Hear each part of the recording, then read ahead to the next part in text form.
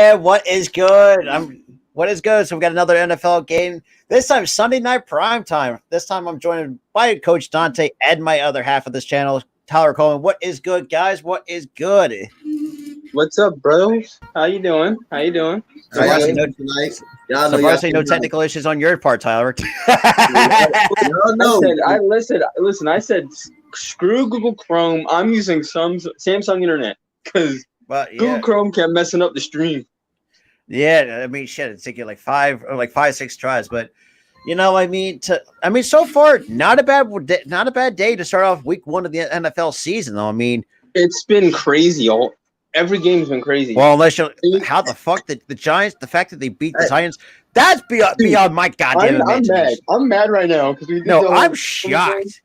We did the whole pick'em thing. I was 6-6 going into that. I'm like, this is the time where I go 6 or I go 7-6. Nope, they missed the damn field goal. I'm like, hey, you know what, Tyler? And first of all, this been a pretty decent Sunday because everybody said the Texans was gonna get killed by the Colts, and you seen what happened. They proved otherwise. But I want to say this: I could have told y'all that Tennessee was the most fraudulent team in the AFC South.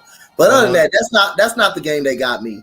You know what really got me? That made me so laughable, and I was so laughing. This guy performed so bad in the game. Kyler Murray performed so bad. Dude's overrated as hell. I literally commented in the group, Kyler Murray's overrated because he is. He's overrated. He's terrible, man.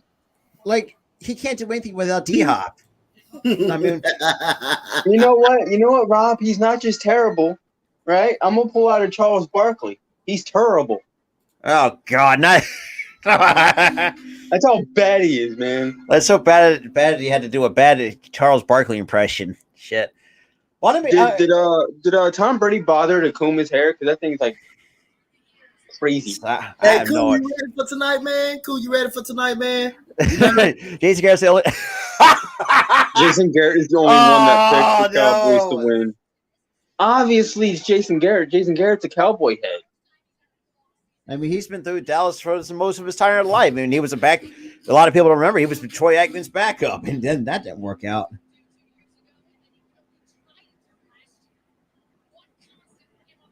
Damn. I mean, but I know Gooley's happy that the Packers lost to the Vikings. They got destroyed. Yeah. That's crazy. Justin. Last time I checked, it was like 20-7, and then I just didn't check the score. I was watching the Giants and Titans game. So Mike McCarthy's entering this game his 3rd season as a head coach for the Cowboys. He's an 18-15. Oh God, an 18-15 regular season record. 0-1 of the postseason. Well, no wonder why. The dude fucking sucks in the postseason. The guy had piss poor clock management skills in that game in the playoffs. So Jake Kamara is gonna kick it off for Tampa Bay. Hey Tyler. Justin Jefferson is a beast, bro. Oh, and Tyler, here's your boy from the New Jersey Generals, Cavante Turpin, going to. Oh, there you go. Hey, yeah, man. Good for him, man. I mean, I'm excited for some of these guys who went to the USFL. We are underway, and Turpin's going to take it past the 10. Hey, he gets stopped at the 10. Oh, okay. Yeah, Blue City. Yeah, that's a shocker. But I would say this too. It was like the thing is, I was half expecting. I was expecting a win for the Titans because they drove down the field pretty easily because the Giants just kept penalty after penalty after penalty. Then they got that bomb down the field that got them to the 18. Got a 1st and 10, and looks like Dak throws, and that is going to be complete to Dalton Schultz past the 20. Now, what do you guys think? Is Dak top 10? Dak Prescott? Absolutely. I think he's still look, say what you want about Dak Prescott. You can't deny the fact that this dude can put up a tremendous amount of numbers. And Tyler, and I said this too, like I put the bias aside. I have a lot of respect for Dak Prescott. I just feel like at times he's I think he's a good quarterback that any team could have. A quarterback any team could have. Dak now hands off to Zeke. I think he's a really good. Zeke gets the first down just in some changes. Well, I think Dak is a really good quarterback. Look, 37 touchdowns, 10 interceptions, 104.2 rating, with 4,000 yards and a 69% nice completion record. I think Dak borderline top 10. I think he's borderline top 10, if not top 10. Yeah, that's what I think too. Because he has a talent. We Bias got a first and 10. We got a pump fake. It looks like he hands it off. It looks like a flea flicker to number 20. It looks like it's that Pollard. And it falls behind the line of scrimmage. So that trip play didn't work. Damn.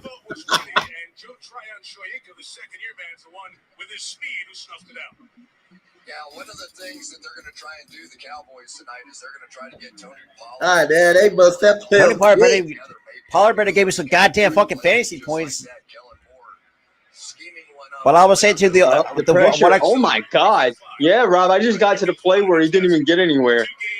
That's like he went. The guy went back throws, and that's complete to number 17. And that's good. The guy went back like 5-6 yards. Wow, Houston with the catch. Where the hell? Where did he come from? So like Mike Davis, the second, got somewhat cooked on that out route. An that's an easy screen to Houston to pick up some yardage. So 3rd and 7 looking at the 31. Looks like we got Pollard in the backfield.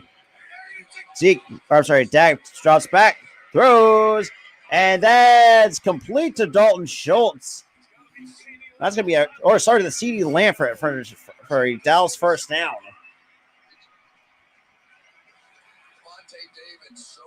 But shout out to the 8 people that is in here, though. Greatly, all 3 of us can greatly appreciate for those y'all coming in. Looks like a pitch handoff to Zeke. And okay, not a bad run from Zeke. So it'll be a couple yards shy of the first down. We got a second and third 3 coming up for Dallas.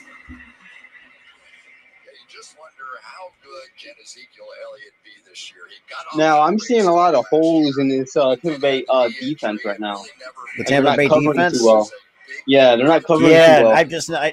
I've noticed that. And Dak hands off to Zeke. Zeke just barely gets over the first down marker. Yo, what up? What up? Shout out to 6 though. If you guys are new, make sure you smash that like button. Definitely hit that subscribe if you guys are new. Check out Coach Dante. Check everybody out that's linked down below. And also, if you want to check your Fanatics products, click the link down below to get all your Fanatics gear for this upcoming NFL season.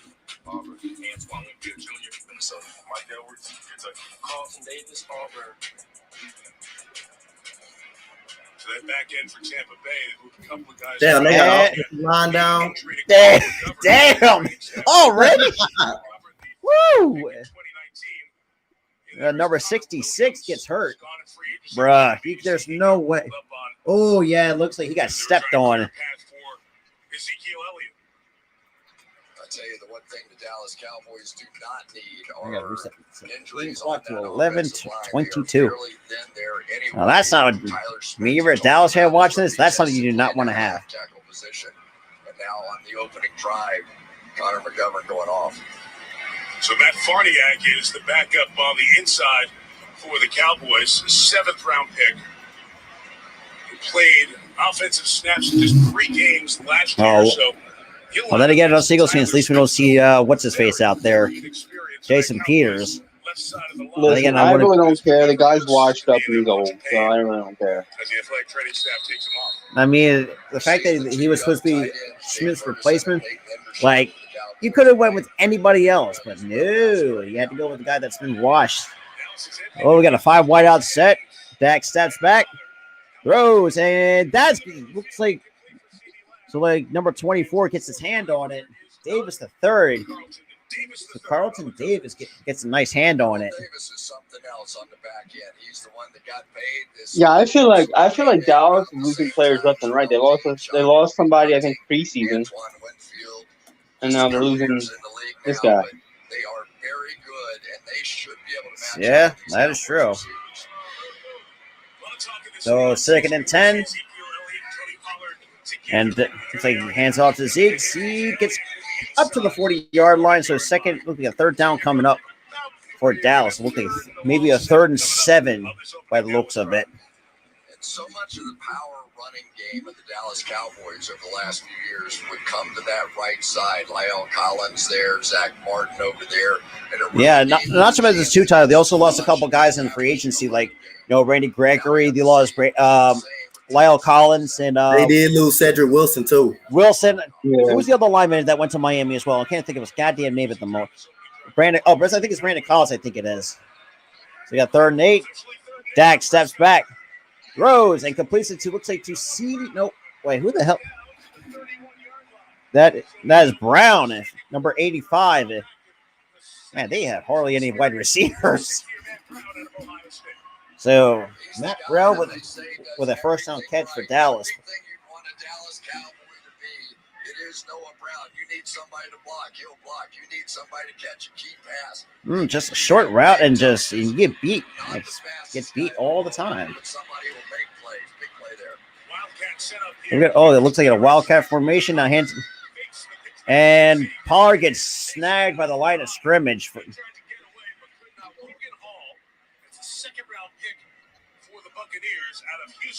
Yeah, my stream is like on Peacock. It's like way behind you guys. Well, what's it? Because right now we're about 9.5 in the first. I'm at like 10:38. Oh boy. No, I'm at 9:53. Oh yeah, so you're not that far. You're just a bit ahead or behind.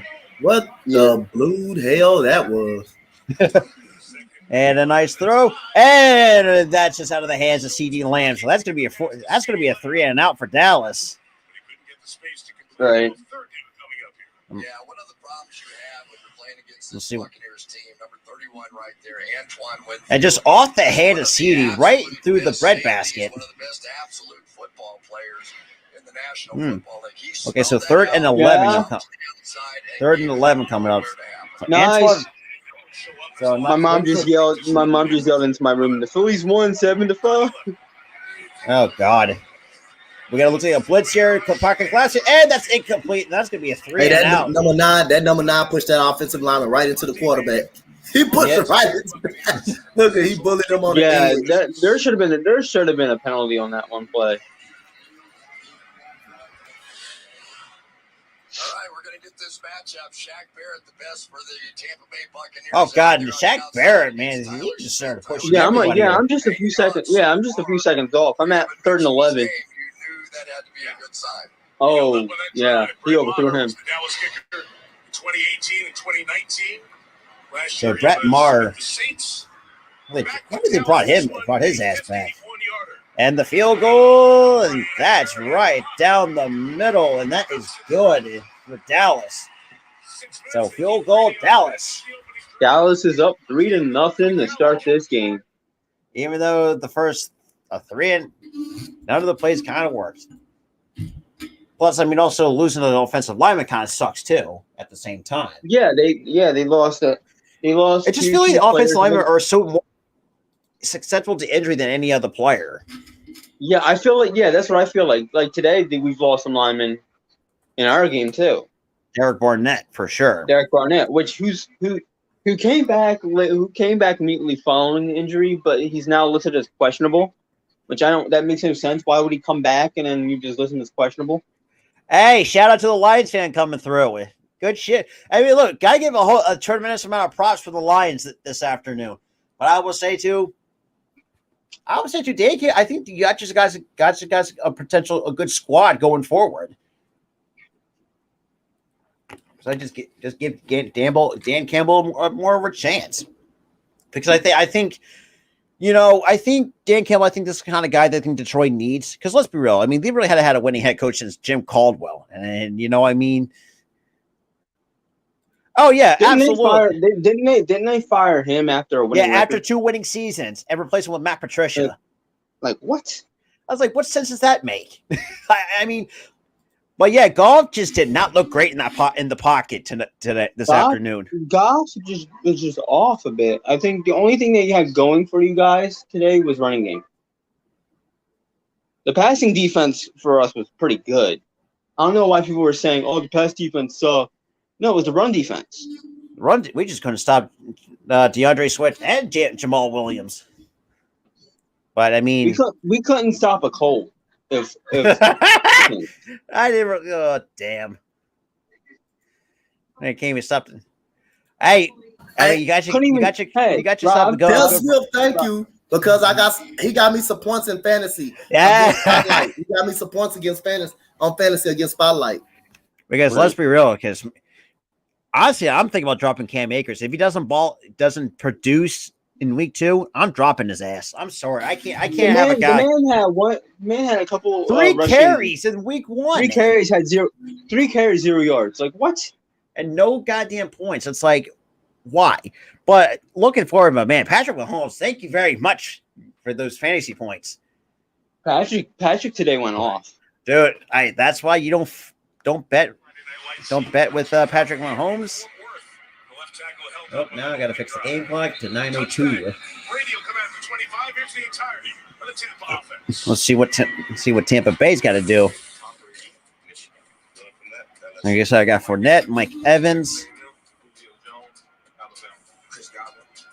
Godwin.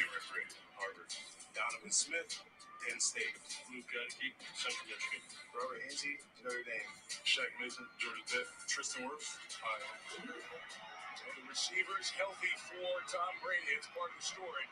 Julio Jones, Chris Godwin in the lineup. So we got a 1st and 10. Brady hands it, and we get a false start. You bastards! Well, that's not what you want to start out with. Wow. Okay.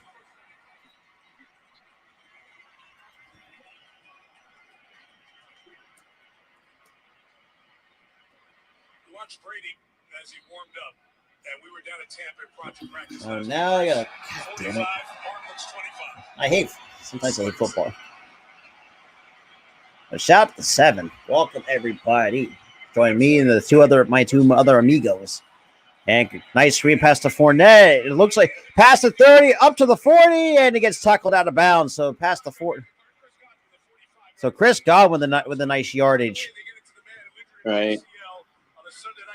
The thing is, I like Chris Godwin. Chris Godwin's a good receiver. Him and Mike Evans, that's a good duo. Mike Evans, yeah.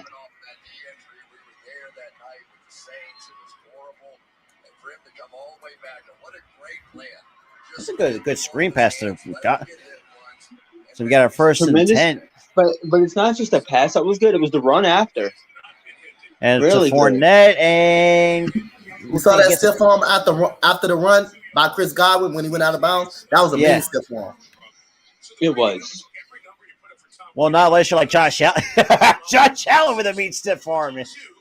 So Tom Brady last year, 68 completion percentage, 5,361 yards, 43 touchdowns to 12 interceptions, with a 102.1 QB rating. God damn.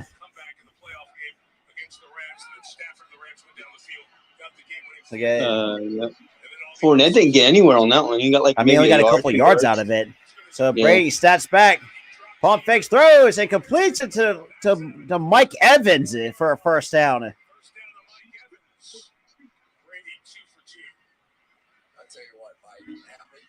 Brady led the league last year in touchdowns. Hey, that was a damn strike right there at top. Right, the breadbasket. Woo! Man, you cannot tell me who can throw a better. That was a dot. That was a dot by Brady. Right to him. That was a dot, you guys. Fournette to the 30. Just about a couple yards shy of the 1st down. That boy punished number 28. Fournette punished number 28.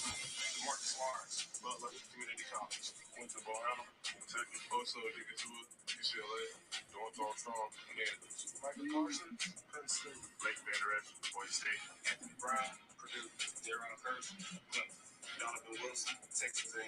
Malik Hooker, The Ohio State University. Trayvon Diggs, Bama.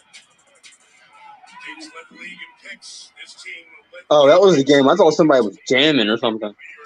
And it looks like hands up to Fournette. Fournette tries to push his way. And he's about a yard and a half short of the first down. Stop the big man Fournette. Couple of changes on the Tampa Bay offensive line as well. Luke Goddard is the rookie in there along with Robert Haynes. Looks like the offensive line's kind of holding up pretty well, though, despite losing. Yeah, the offensive line's been really good for Tampa Bay. For a team that had lost 3 to injury. Yeah. Well, then again, Todd Bowles is doing his magic. Todd Bowles is a great offensive coordinator. Yo, what up? And Fournette gets stuck behind the line of scrimmage. That's going to be a 3-and-out for Tampa Bay. Damn. DeMarcus Lawrence with the huge tackle. Yeah, that's very unfortunate that the Panthers kind of choked away against Cleveland. Well, the Cleveland Browns, they're pissed off at Baker, so they went off on him. So we got Ryan Suckup for the field goal. Ryan Suckup's out there. Dallas took a quick count, hit 12 on the field, just ran a man off. That's from 44 yards out. I will say this about Dallas: their front seven for their defense, and that is good for 3. Go ahead, Tyler. I said I will say this: Dallas's front seven on the defense is pretty good. I mean, they're all going to be good. They're always going to be good defensively. I know they might lose a step or two, but I don't think that it's like, despite losing Gregory to the Broncos. I mean, you lost. Who else is a part of that? But I mean, the fact that if it's still held down with DeMarcus Lawrence, he's going to wind up. All right, I'm going to step out for a minute. No worries.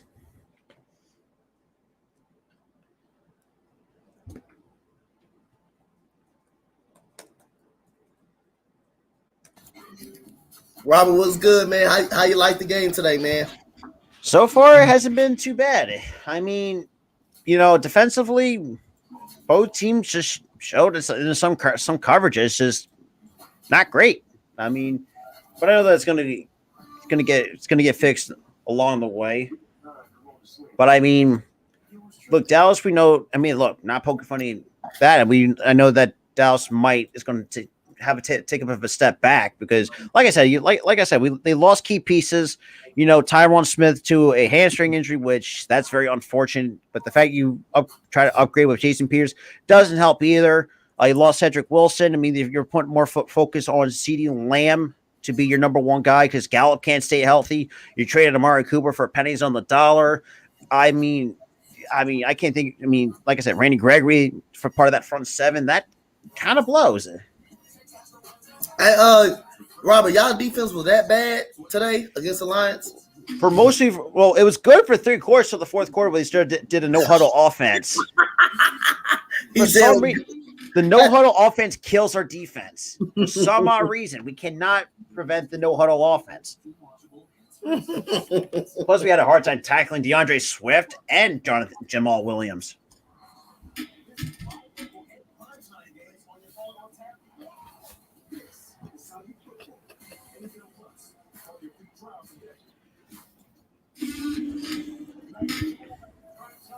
But man, the fact that the Houston Texans can hang with the team with the Colts, that should be a testament of of what Lovie Smith can do.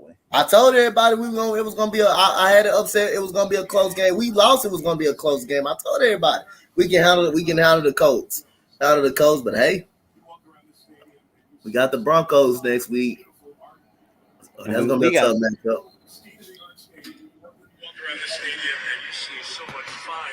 So we get a kickoff, and looks like Turpin's going to lead that, going to the end zone. So they're going to be starting out the Dallas offense. Go to start out the 25. It'll be 1st and 10 at the 25 for Dallas. For the Dallas Cowboys. So Dak Prescott's familiar. Zeke Elliott's familiar. There are a lot of different people touching the ball, but you may not know. Dalton Schultz has been here. So they only two. So you only have two receivers that's inactive: James Washington and Michael Gallup. That's it.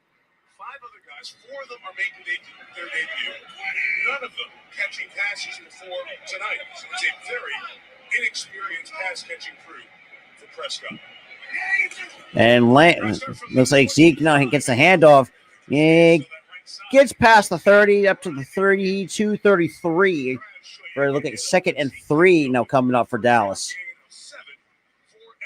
Yeah, I like what they're doing. They're coming out and insisting on running the football, bringing both tight ends to one side, bringing Noah Brown across the formation, almost like a lead fullback in there, and establishing this running game. In the game between these two a season ago, they never really did. Yeah, 2nd and 3, just barely over 4.5 to go here in the first.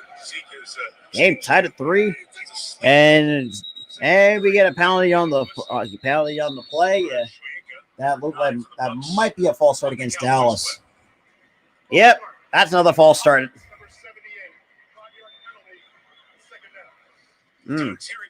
So Steele gets flagged for the false start. Right to the locker room of that first drive. They say right ankle injury is returned questionable. I don't know where the Cowboys would be though without Terrence Steele, a guy that started 27 games over the last couple of years as an undrafted guy. The 2nd and 8. So he's the fake handoff. Dak, and that's almost picked off by Tampa Bay. I was almost picked out by Jamel Dean. That was almost. Man, Lamonte David, very smart to get his hand up on that one. That was a terrible throw too. For him to have a clean pocket like that wasn't a good throw. But I tell you, these guys are so good. Lamonte David has such a great feel for how to play those zone defenses. Just out of the 150th start here tonight. And looks like pocket collapsing on that. And that's going to be incomplete. So like that's Dak went to the ground. There's a pocket which is collapsing on. Yo, what's good, Key? What is good? What is good, Key? So far, it's a little bit of a slow start for both teams. In the front end, Joe Tryon, Shoyinka already in play, and now Akeem. But yeah, for guys to do, make sure you smash that like button. Also hit that subscribe when you guys are new. So 3 and out goes Dallas. In 2018, he had a year that you just don't forget. We did a couple of their games. I'm like, oh my gosh. No, they said it's a 403. Name every single play. It's like watching Aaron Donald. Here's Ron Torbert getting the clock straightened out after the incompletion. There is the former Chicago Bear Hicks. If Hicks and Julio Jones play this year, right, those would be 2 big ones. Brian Anger kicks. Jalen And Anger will get the punt off. to receive. Dart's going to reel it in back to 21. Nice kick. Dart's got a little space on the sideline. And look like number 1 gets knocked out of bounds from the punt return. Brady comes on the field. So Brady in the offense now. Yo, what up? What up? That vintage Tom Brady reaction. Locked back in. Season 23. And we're going to a commercial break. Well, yeah, what is good, everybody? But you guys do make sure you smash the like button. Definitely share out the content. Every little bit helps. So far, we're getting close to 720. But yeah, shout out to 5 that is in here in the building. Welcome, everybody. Yeah, on a blocked field goal attempt.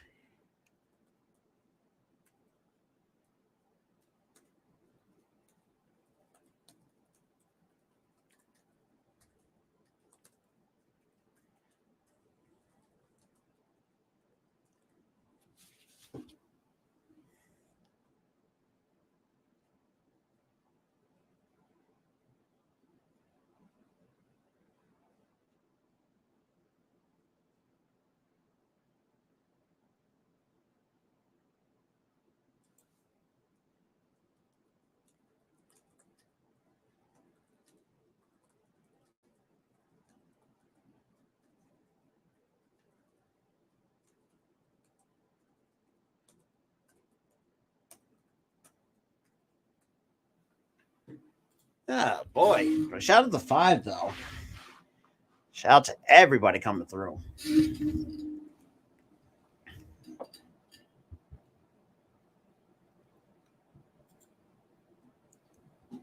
Well, yeah, so far, like I said, I mean, it's been a slow start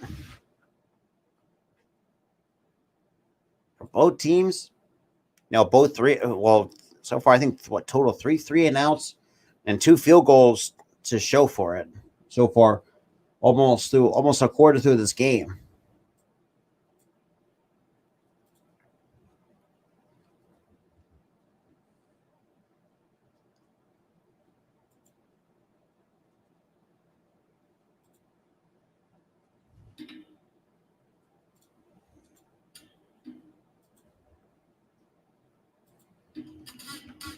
Righty. So we got 3:53 to go here in the first, with both Dallas and Tampa Bay tied to 3.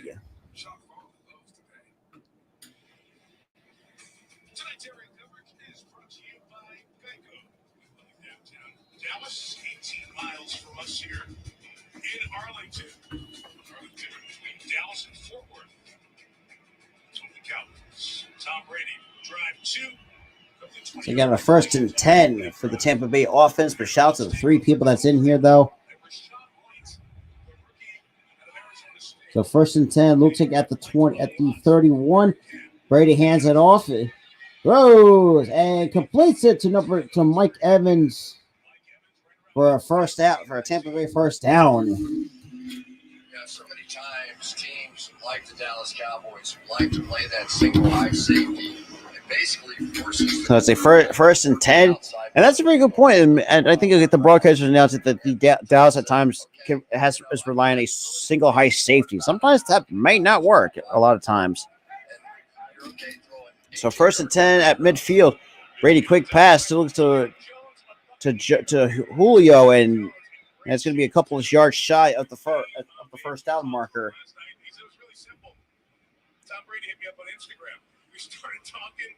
He was interested in where I was going. Want to get back in after the year. So Julio Jones so far entering the 12th season this year, 91.9 receiving yards per game, which is really that's crazy. So 2nd and 2. Brady hands off to Fournette, who cuts to the outside, goes to the past the 40, to the 30, and about the 35. Goes down Leonard Fournette. So another Tampa Bay first down. Here we go, a little old school New England Patriots. Let's get Shaq Mason out in front of this thing, and sometimes Leonard Fournette at 245 pounds just looks like a tank coming down. Doesn't he? How'd you like to be 195-pound defensive back and go, okay, I'm getting paid to do this. Let me give it a shot. Not showing kind of something. So for right now, age 27 was the 4th overall pick in 2017 by the Jacksonville Jaguars. And Brady drops back to pass, throws, and that's going to be overthrown. Looks like Mike Evans was his intended receiver. So 2nd down with under 2 minutes to go. So about 1:56. All right, so it's Brady going up against this guy, Dan Quinn, who as a head coach in Atlanta saw Brady in the Super Bowl, had him 28-3, and you know the rest of the story from there. Year 2 for Quinn as the defensive coordinator of the Cowboys. Let's see if we get a little Trayvon Diggs. So 2nd and 10, hands up to Fournette. Fournette kind of gets about 4 or 5 yards on the play. So it looks like towards the 30, it looks like the 25-yard line goes Leonard Fournette. But shout out to the 5 people that's in here, though. But if you guys are new, welcome everybody to some more NFL football action. You see me once before, did the year.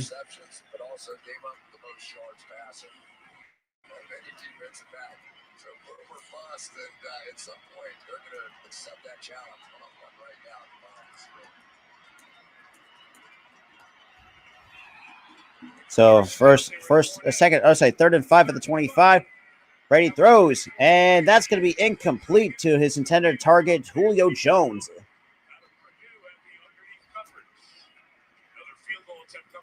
So we get another field goal attempt for the Buccaneers. Perfect coverage by Anthony Brown on the outside. This is no easy task because Julio Jones is running like Julio Jones again. And I think that Tom Brady just looked at that and said, too close.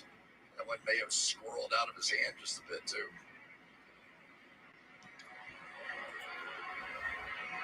Second one for Suckup, 44. This is going to be So Suckup for another field goal attempt.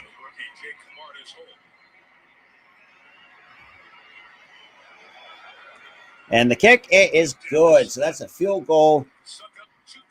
So 2 for 2. So Dallas now has to play from behind, only down 3 with 106. I got to start the clock. Let's go in the first quarter.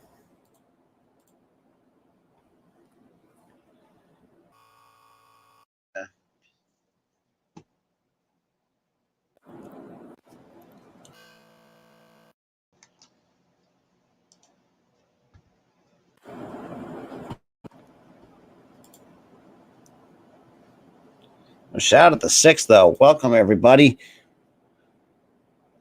So far, not too shabby to start at the last game of week 1 on this Sunday evening.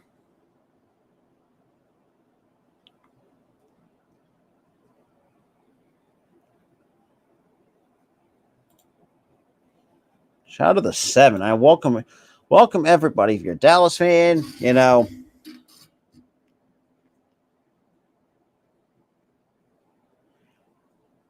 Guys, do not want to miss out on any other kind of football content. But shout out to the 9 that is in the building. Welcome, everybody. Welcome as well. So far, for those who are just coming in, it is 6-3 in favor of Tampa Bay. Right now, so far up to this point, just both teams defensively or offensively, I should say, just can't get anything, cannot get any momentum going. So right now there's been 3 the total field goals been kicked and 1 punt. The 1 punt goes to off the Dallas's end, but Dallas has got a field goal and Tampa Bay's got 2. Hence the 6-3 score between these two teams.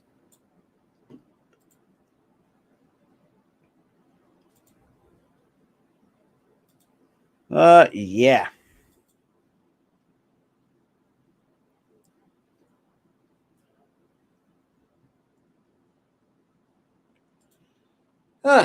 But shout out to the 6th, though.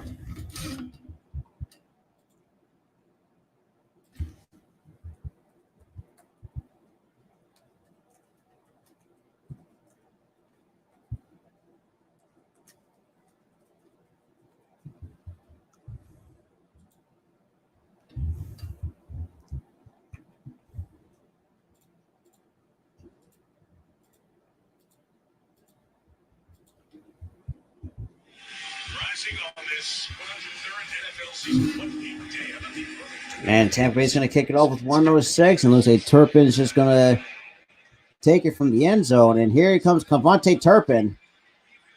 And Turpin's going to get stopped. And we have a flag on the play.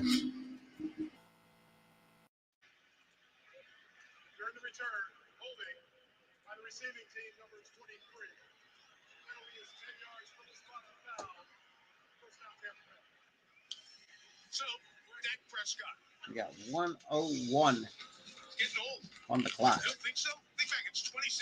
Yo, what up, Chad? What up? But Dak is the only one who's still with the team that drafted him. He's taken in the 4th round by the Cowboys that year. He's been here for a while. Look how long. Longest tenure with one team. Aaron Rodgers, 18 in Green Bay. Derek Carr, 9 with the Raiders. And looks like hands up to Pollard. And Pollard's not going to get anything out of that.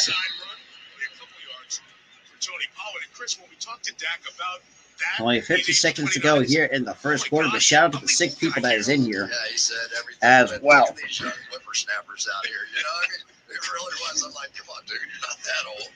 But he was talking about the video games. He goes, I play video games, but they're gamers. They're like professionals at the thing. So 2nd and 9 coming up for Dallas.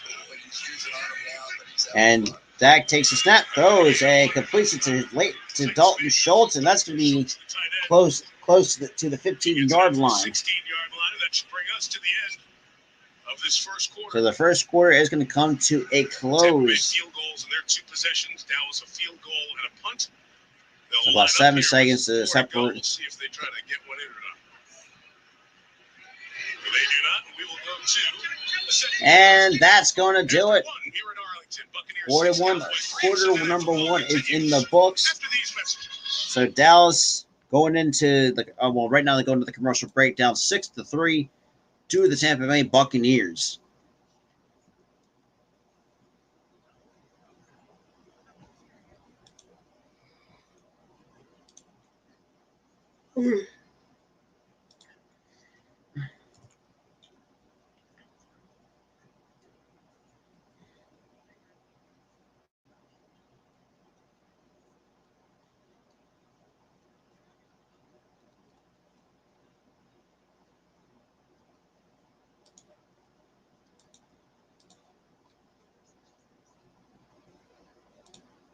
All right.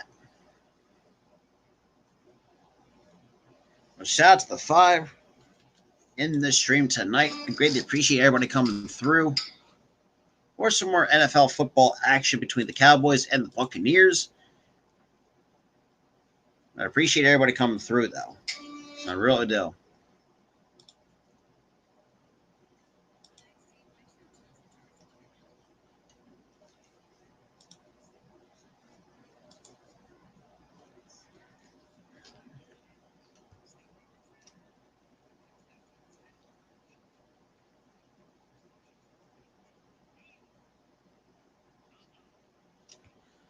All right.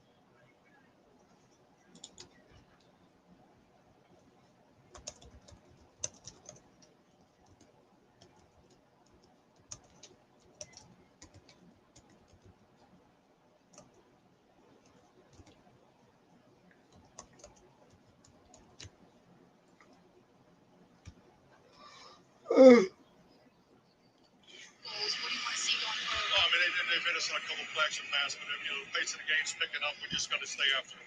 Thanks, Mike. Thank you. Hey, appreciate it, though. Appreciate it. Shout out to everybody coming through, whether they come from Facebook, YouTube, Twitch. Really appreciate it. So, and Dak will take the snap, throws, and that's going to be incomplete. So it looks like CD Lamb was his intended receiver. So Carlton Davis with a nice. Oh, damn it. The last couple of drives, back-to-back 3 and outs. Oh, Jesus. Come on, NBC. CD Lamb just simply has to make this play right here. Good job. And not a problem. Because like I said, I'm putting all biases aside. Being an Eagles fan, that. Just have to make that catch. And I could, in the slow motion can shows the frustration on CD's face because taking over the anger when punts at the 30-yard line. Looks like number 1 gets tripped up close to the 40.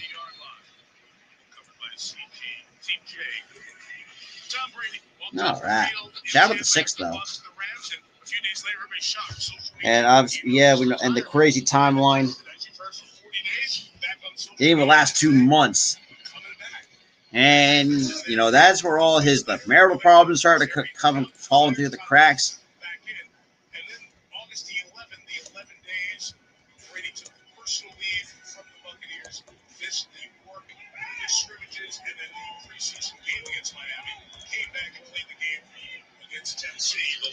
Looks like Fournette gets close to the 45.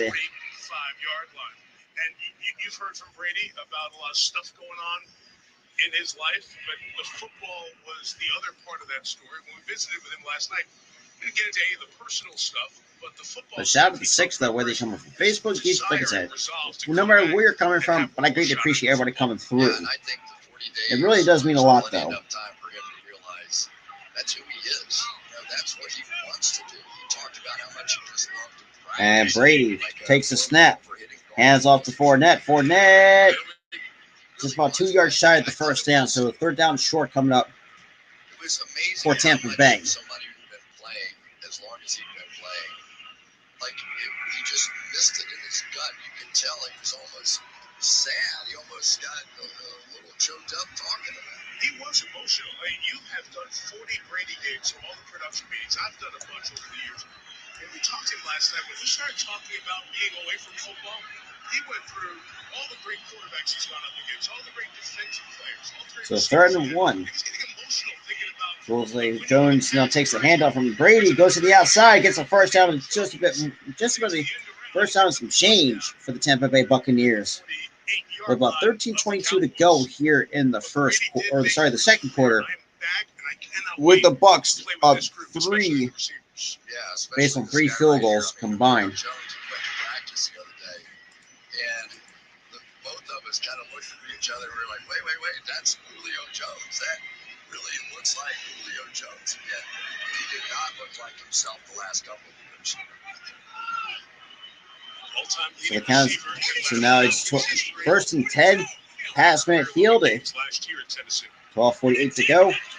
Tavy takes the snap, hands off to Fournette. Fournette tries to go up the middle, gets about 4 or 5 yards on the play. So second down coming up. Carried 9 times already in this first half. And Chris, that's one of the things that was talked about. Of course, we have Brady and all these wide receivers, but this Buccaneers team wants to be a better running team this year. Yeah, no question about it. You want to take a little bit of the pressure off of that guy, but at the end of it, it's going to come down to number 12. Come on. So I shouldn't have bought all that stuff. Yeah, okay, gotcha. So now it's 12 to go. And Brady takes the snap, draws back the pass, throws, and completes it to Julio Jones and gets a few more yards on the play. So first and 10 goes the Tampa Bay Buccaneers, and of course, why NBC, you bastard. Hang on. Dealing with some technical issues right now. Just a nice bullet pass. But nobody knows better than Tom Brady how to play that. So we got 11:35 to go here in the second quarter. Brady will hand off to Fournette, and he gets swallowed up behind the line of scrimmage. So he's going to lose a yard. This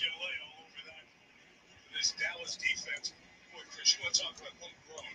You start looking at the Cowboys defense. Most of the guys they drafted. They've really built through the draft quite well. Yeah, I really like to watch them play. They are an aggressive bunch. They hustle. Sometimes they'll run themselves out of a play. So about under 11 minutes to go here in the second. I know my game clock says otherwise on my on-screen scoreboard. And Brady will take the snap, drops back to pass, quick pass to looks to Fournette, and gets tripped up. A bit short of the first down, so third down is short coming up. It's interesting talking to Michael Parsons. You know, we all think, man, it's amazing. This guy went from stand-up linebacker to outside edge rusher, and he straightened us up pretty quickly. He's like, hey, in high school, I started out as an edge rusher. They put me in a linebacker. So I'm just going back to where I started. Defensive Rookie of the Year, unanimous Defensive Rookie of the Year last year out of Penn State. Michael Parsons, talk about the season that this young kid has had. And nice handoff to Fournette to the outside, gets a first down and a little bit more, and gets tackled past the 10-yard line. So Smith comes up with the tackle.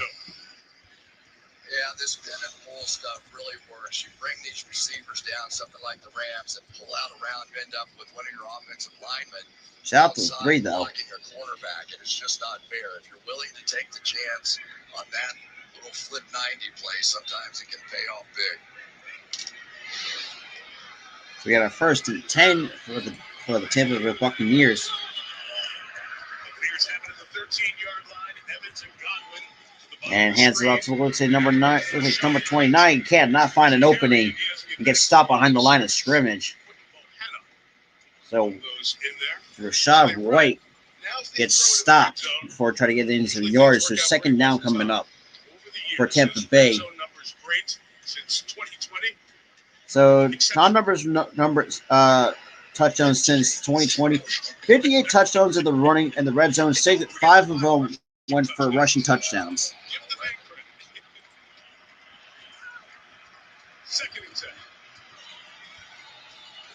And drops back to pass.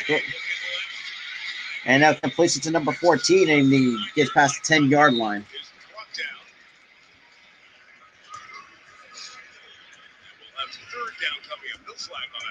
Micah Parsons going to be out of his mind. He switches sides, and he's going to say, how did I miss Tom Brady, this 45-year-old guy?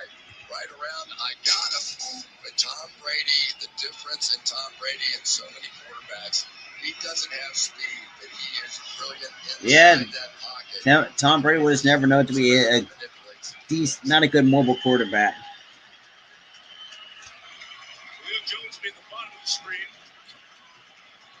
So we got a 3rd and 5.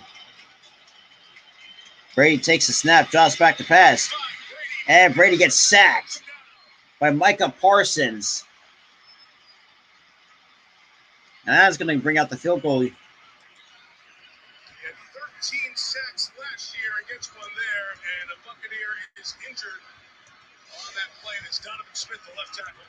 Watch this move. Back inside. You set him up with the outside move. You win there. You get Donovan Smith going hard to try and catch up to Micah Parsons. That's why he's Rookie of the Year right there. What a move. Had 3 multi-sack games last year at age 23. Only in year 2. That guy's become the defensive leader of this Dallas team. So 4th and 15. Big play there. Concern for Tampa is Brady's left tackle, Donovan Smith. So Donovan Smith is now down.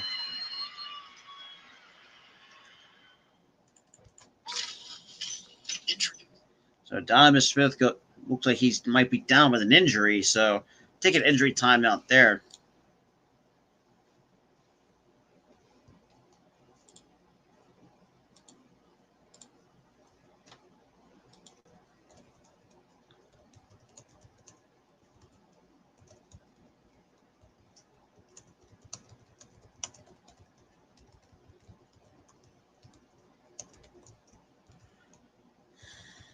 Mm-hmm.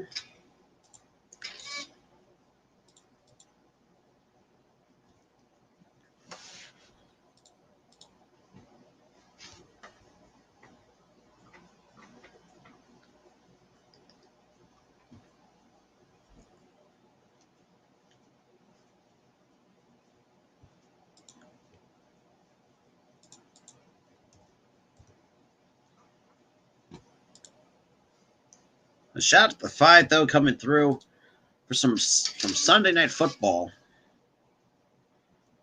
All right.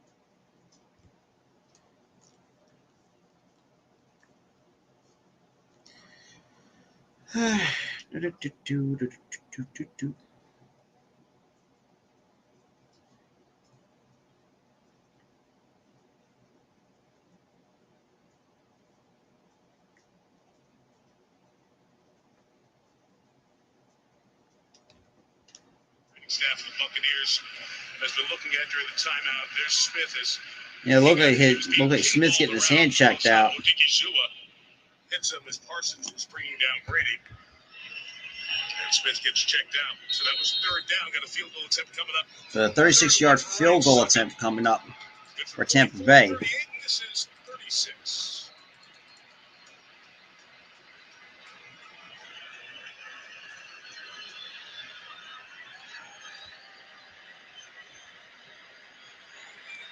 And the kick. To the left. And that is no good by Ryan Suckoff. So Suckoff misses. Pulls it to the left. Just shanks it. Only missed one inside of 40 last year. Just a bit outside. Except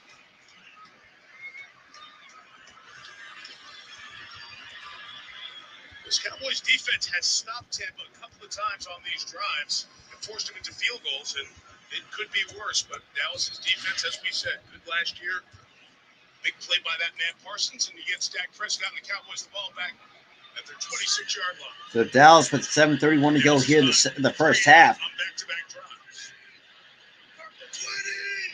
Dak, he takes the snap, hand with the play action, rolls out to the right, and completely connects to CD Lamb, and that's going to be a first down for Dallas. And we get a flag on the play. Have the conversation on the flag. Let's see what the flag is. The Smith heads back for further examination. CD Lamb gets called for the offensive PI. All right, take a peek at what CD did. Let's see. Here we go, right out here, working against Antoine Winfield, who is playing a little bit more down in the slot now. I don't know. Oh, yeah, that looked like it. He just shoved him off. I didn't catch that new point emphasis in the league rules this year. So we got first and 20. Now Zeke gets the handoff, and Zeke will go past the 20 up to the 22, and that's going to bring up a second and long for the Dallas Cowboys. Todd Bowles is still calling the defense. We showed you that Brady timeline earlier. Bowles was hired March 30th. He said, it's a little late. And quick pass to Houston, but it gets brought down by number 35. So now it's a third down coming up. Some tempo here on this drive. Yeah, one of the things that the Bucs are doing this time around that they didn't do in the game last year is they're trying to squeeze that space. They don't want to give them so much distance with those short, quick throws. So 6:27 to go.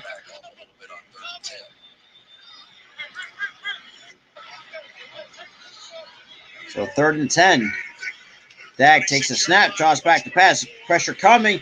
Rolls out to his right. And gets picked up by number 31. And Winfield Jr. stays on his feet. And gets tackled past the 31. But the guy who makes that back end go for the Buccaneers. Damn. Just a poor throwing choice by Winfield got it, but there would have been one of two different people intercept this pass. Just a terrible decision this time by Dak. Both of them in position. I think that was Carl Davis as well, right behind him. Tried to fit it into the hole there on the bootleg play.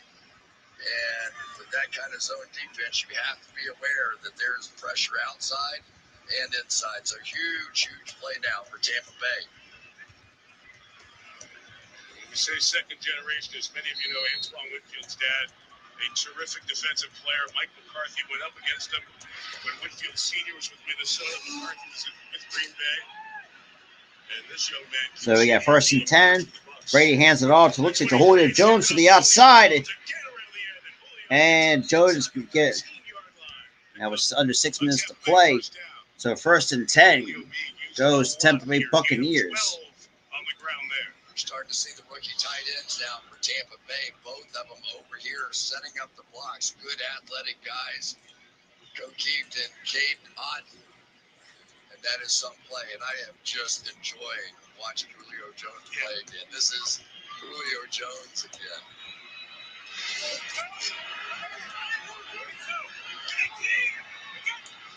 And Brady will hand it off to Fournette, who cuts to the outside and gets past the 5-yard line, about the 5-yard line. So 2nd down and short coming up for Tampa Bay. Oh, yeah. No, definitely for sure. If he didn't shove off, I think, let's be real, that's an easy first down for Dak, hands down. But he decided to shove, and that was a bad mistake. But so far, it's been a field goal fest between these two teams. Absolutely. So we got under 5 minutes to go. So 2nd and 4, Brady will hand off to Fournette and get swallowed up at the goal line. So looks like a 3rd and goal coming up.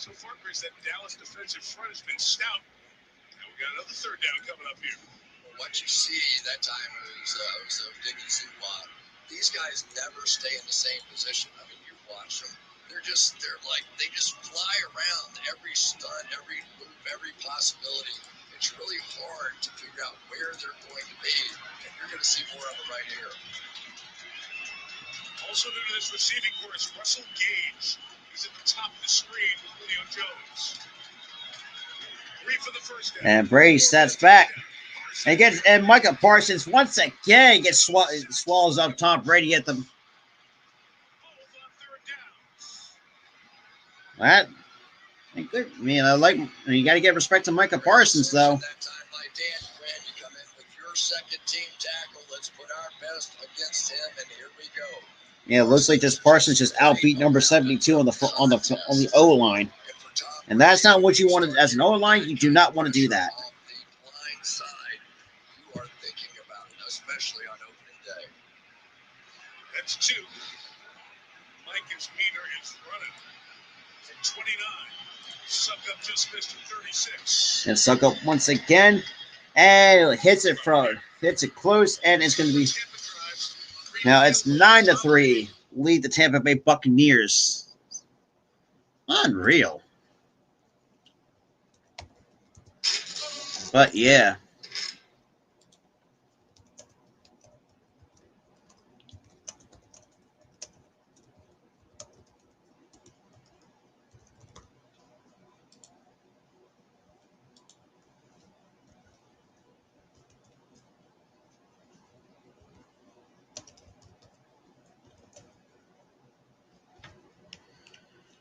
Let's get some comments here.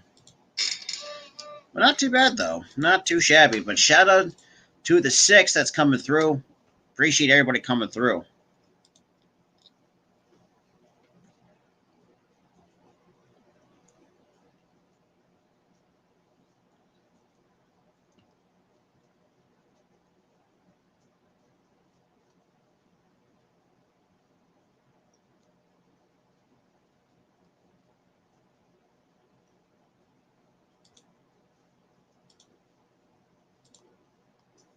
All right.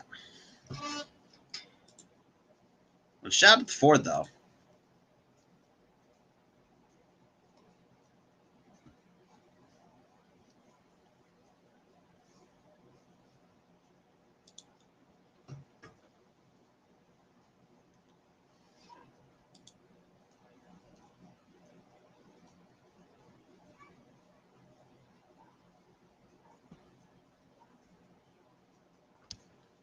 Oh, boy.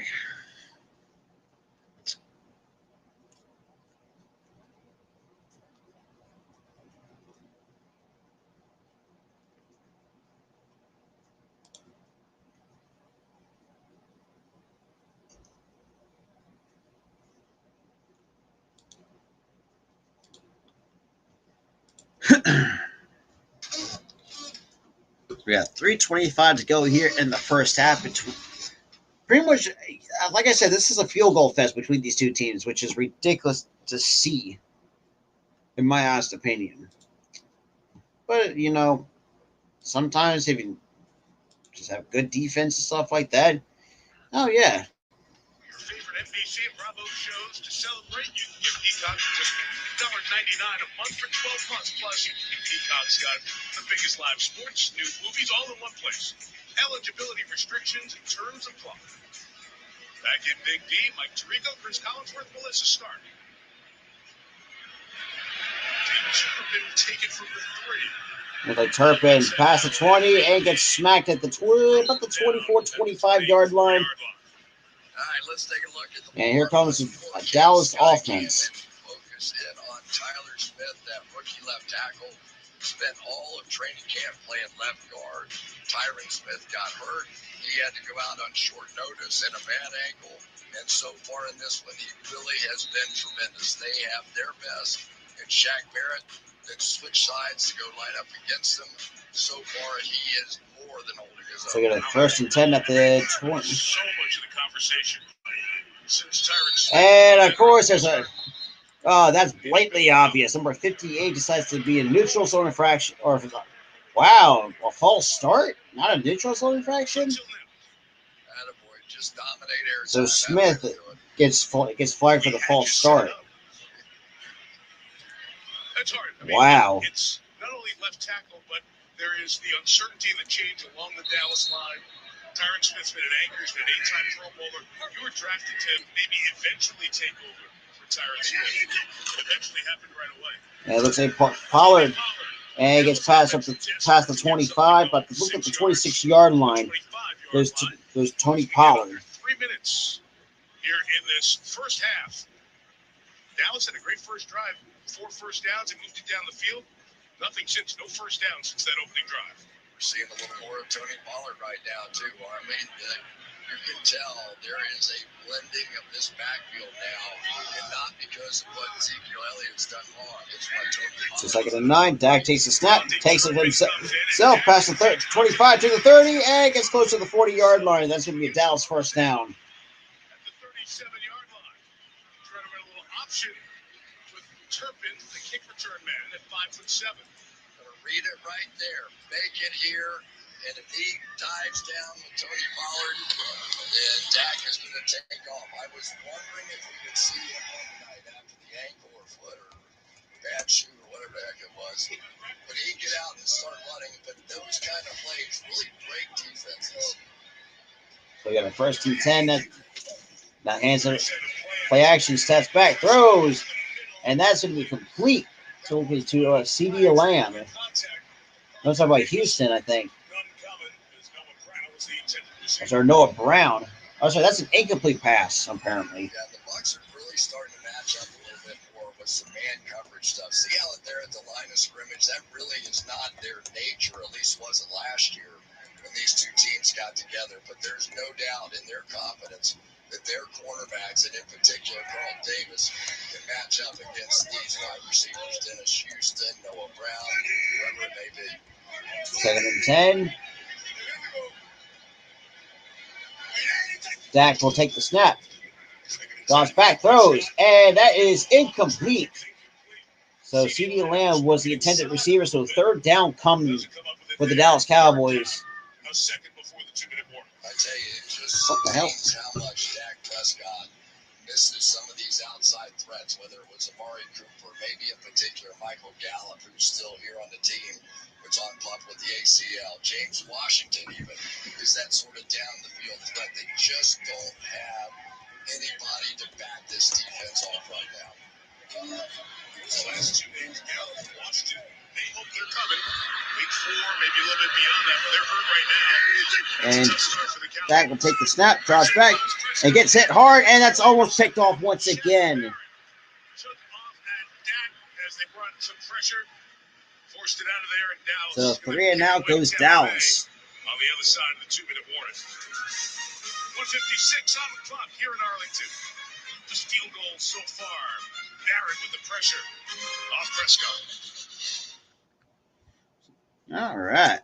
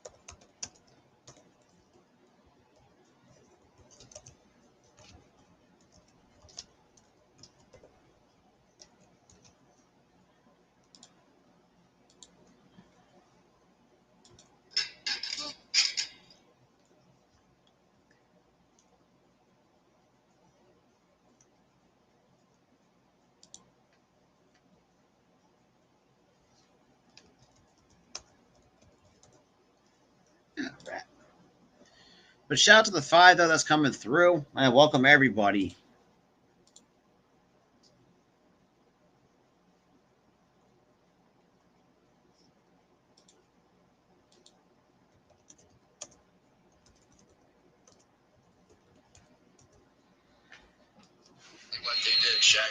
Yeah, Barrett just got through and just really let a hit on Dak. Hey, like I said, it's a field goal fest between these two. And Anger gets the kickoff. And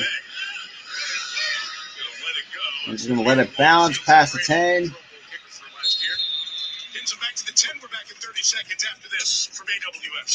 And we got the Tampa Bay offense.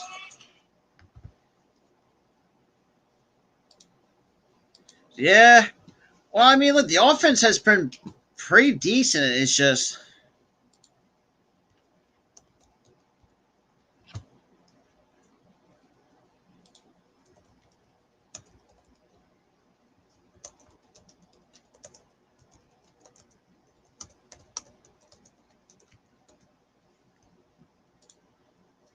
Shout out to the 5, though.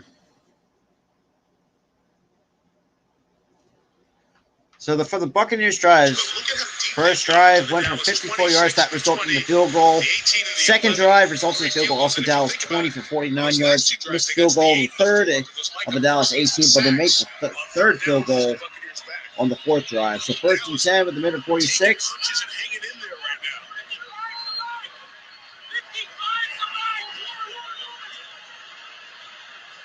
And Brady takes a snap, throws, and completes it. So Chris Godwin pulls it in for the first down gain of about 4, and Godwin had not been hit before today. Limps towards the sideline. Keep a close eye on that. Again, Godwin injured his ACL week 15 in the game against New Orleans. Oh, yeah, Godwin's limping off the field. And so Fournette gets pushed back. 33 to go. That'll be the third down coming. I was wondering. Let's take a look.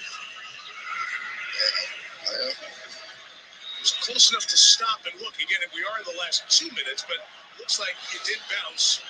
And Brady connects the guard keeper out for a first down. Vander Esch with a nice hit. So 1:07 to go here in the second quarter. Micah Parsons, who's going to line up over there against Josh Wells and take his shots. And deep ball from Brady to Julio Jones, and he caught the ball. Wow, what a catch by Julio. And Julio Jones with a nice deep ball catch from Brady. Watch this catch. You want to know why he's one of the greatest to ever do it? That is fantastic. So 1st and 10, Brady draws back to another deep ball. And that's off the hands of it. So Perriman cannot corral the catch. One more time. Let's just watch. Oh, that is so hard to do and maintain possession when you hit the ground. So many of those balls pop out when they come underneath you and roll away. That's greatness. Just the way he tucks and rolls there, right? Let's take a look at what happened earlier in that play with Parsons, though. I mean, Leonard Fournette just knocked him in the air. Didn't knock him to the ground, knocked him in the air.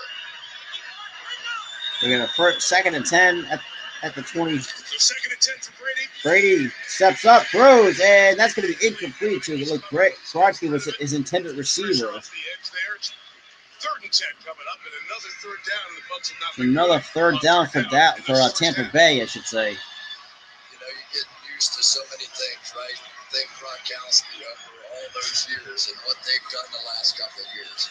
Now they have to find. We got 25 seconds, 3rd and 10. Will it be Cameron Brate, one of these young tight ends, who can affect the defense in the middle of the field? They signed Kyle Rudolph, the veteran's inactive tonight.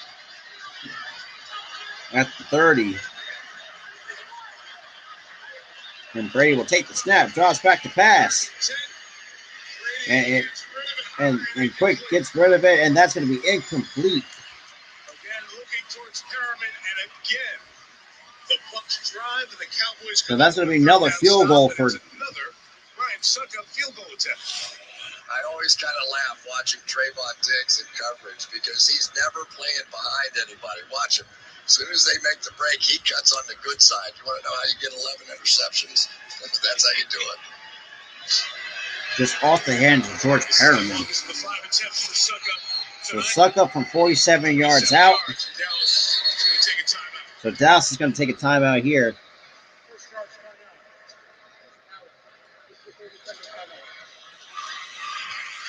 Well, that's the story. The third downs. Tampa's had it. They've driven. They've controlled this game. But Dallas's defense, which was really good last year, Dan Quinn has come up big.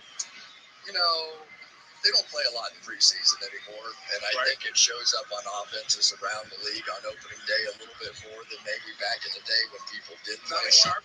Just not quite as sharp out here as what we see sometimes. But I tell you, I see a lot of possibility out of what Tampa is doing with some of the players that they've got out there. And with the Dallas Cowboys, Dak is just going to have to find his thread down the field, make a play like Julio Jones just did. They have not had anything downfield.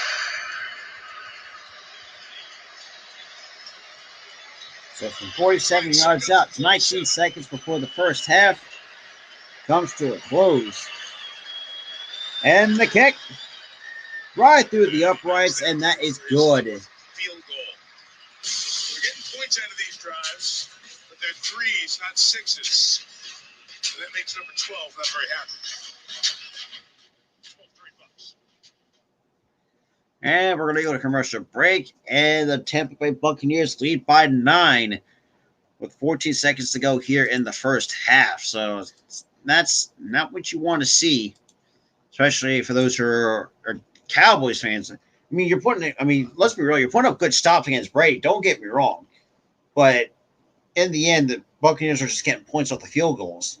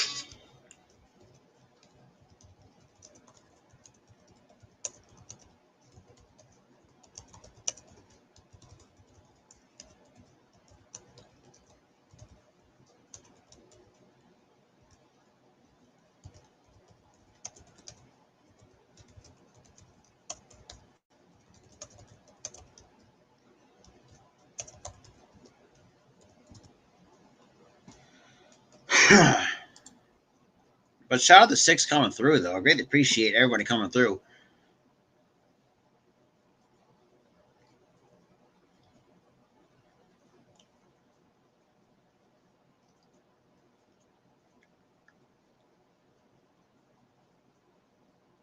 Oh, damn.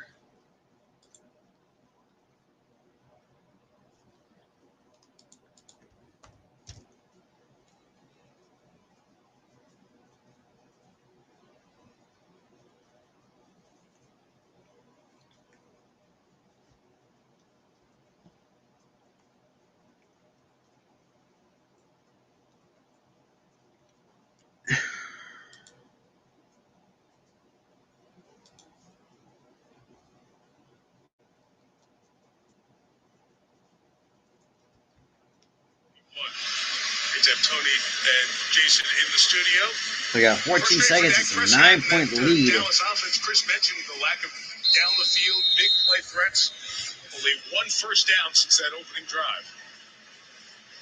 Brady's frustration magnified by all the field goal attempts by Suckup. And Suckup gets the kick off. 14 seconds left. Buccaneers and like Turpin's going to take it from the end zone. Pass it in. It gets hit hard by number 20, by Neal. Veteran former Falcon back inside the 15-yard line. think Turpin's thinking this ain't the USFL. He's been harder. Oh, he's been getting hammered out there. Dak Prescott so far in this one, 6 for 16 in the game, just 1 for 6 to CeeDee Lamb. So they really have to convince Tampa Bay that somebody can beat them in some one-on-one route running. And if anything, it looks like Tampa's getting more confident playing those one-on-one situations. It's hard to find that guy right now on the Cowboys roster. Bucks will get the ball. And that is going to do it for the first half. During the break as well, he went out that last drive. Buccaneers 12, Dallas 3, all field goals in the first half here at AT&T Stadium. We are in halftime, so it's 12-3 at the half. So, I mean, honestly, Dallas has been kind of shellacking. As I said, I mean, Dak is 1 for 6 to CeeDee Lamb. Overall, 6 for 16. Like I said, it's pretty much been a field goal fest between these two teams combined. It's been not great. But out of that way, you know how it is with over here. I'll be right back, so do not go anywhere.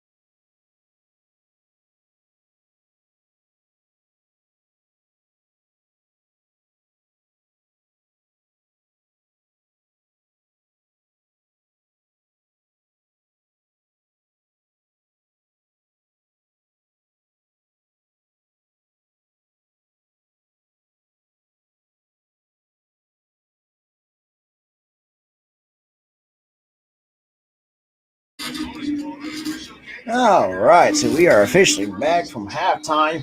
Get ready to start the third quarter underway.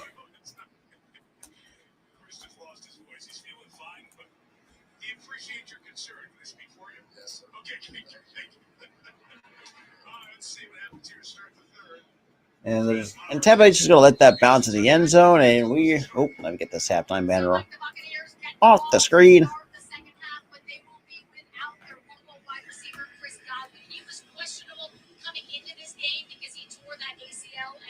Yeah, so now Prescott was now questionable to return to the ball game. That is not good for Tampa Bay.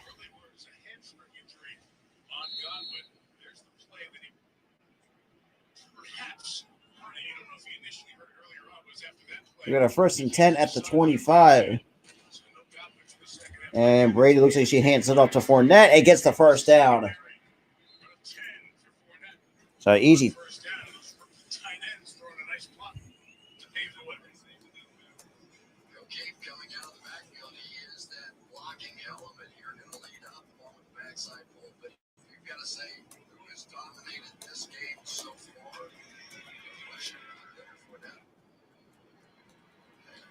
Carries 70 yards. A shout out to the 8th, though, that's coming through, though. If you guys new, welcome, everybody. Make sure you smash the like button.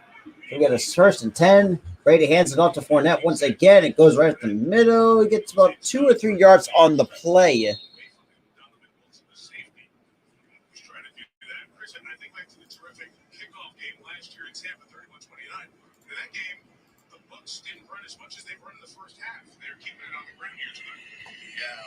It's true, and you just wonder too. I mean, you got a backup in the left tackle now. They have Micah Parsons over there living on that side and getting some good pressure.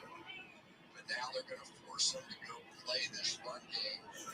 So we got a 2nd and 8, and a quick pass. So it looks like to Perryman, and it gets stopped behind the line of scrimmage. So no gain on the play. So Leighton Ventress with the tackle. So we got 13:26 to go here in the third. Yo, what up? What up? What up, guys? What up? Appreciate everybody coming through.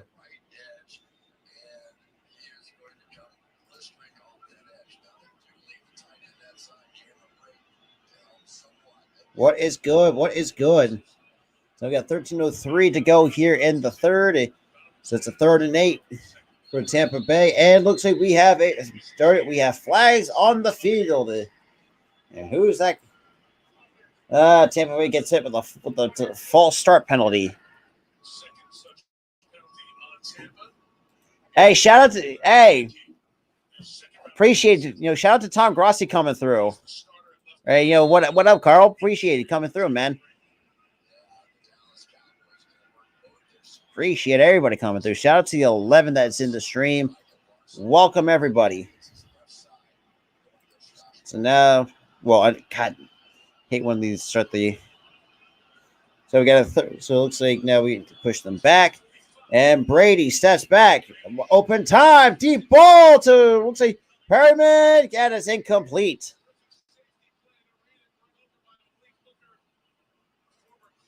Hey, shout out to all you. Maniac Gaming, absolutely. Shout out to everybody coming through the stream. I greatly appreciate everybody coming through. So try to get a deep ball going, but that just was not great.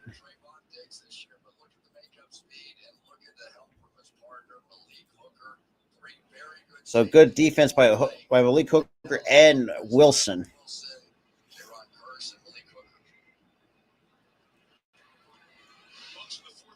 So we got now it's a 3-and-out for the Dallas defense.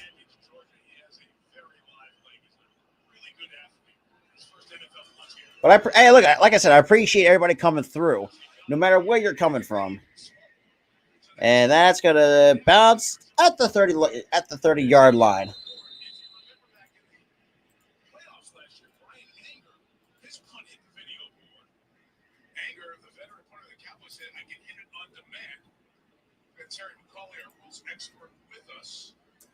So we got 12:20 to go here.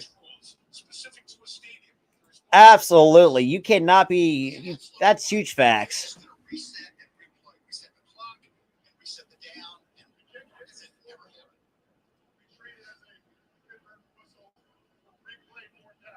What? Damn. Shout out to everybody, though. Let's see. Yeah, it hit the scoreboard. The punt hit the scoreboard.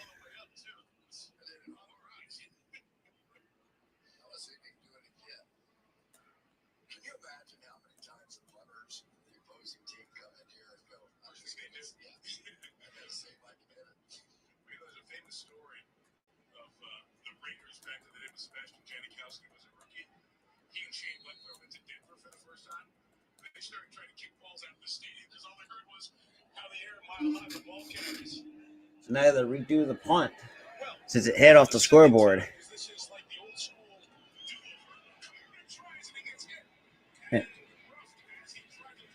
Damn. So Turpin gets swelled up, and we got the flag on the field.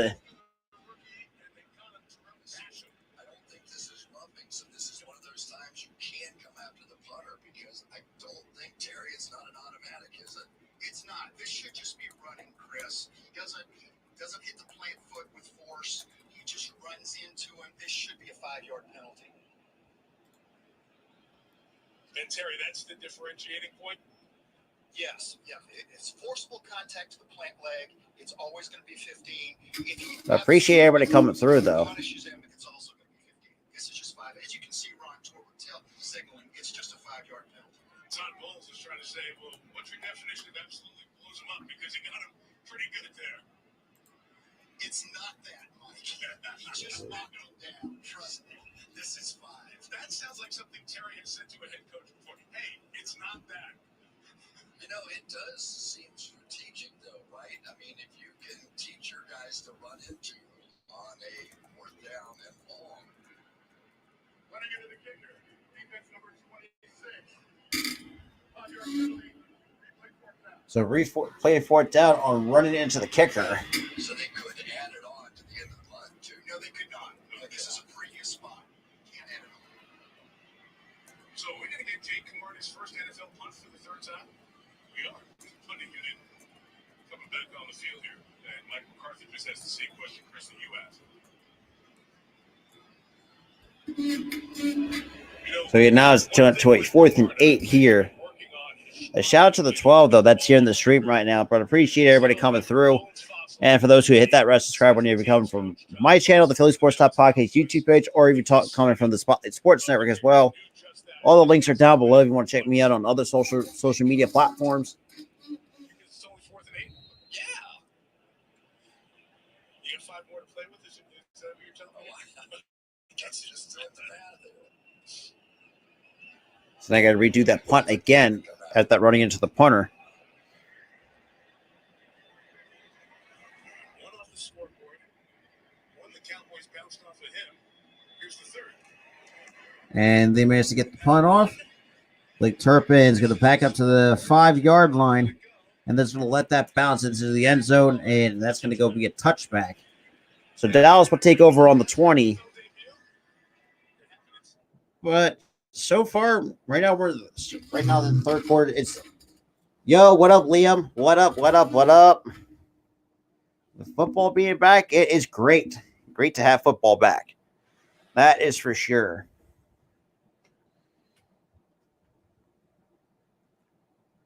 Yeah.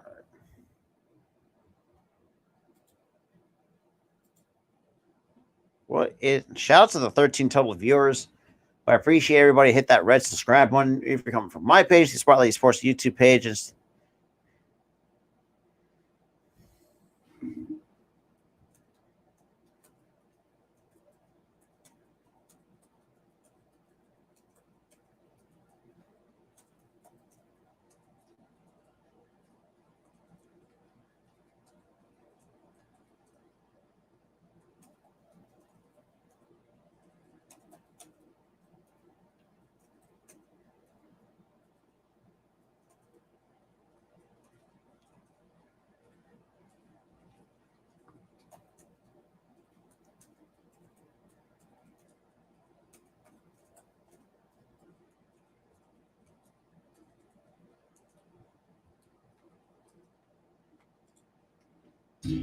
Shit. Like I said, I appreciate everybody that's coming in, though. Really do.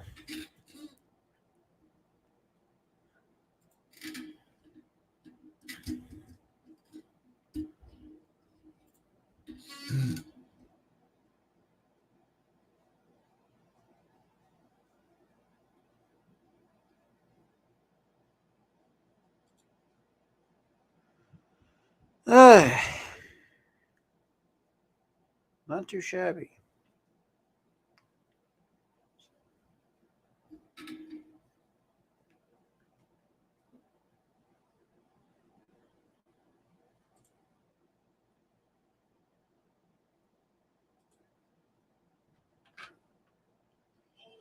Went on to the NFL, won a ring as a DB with Washington, and the coaching part of his life ended up meeting up with Arians as the defensive coordinator. Yeah, kind of going.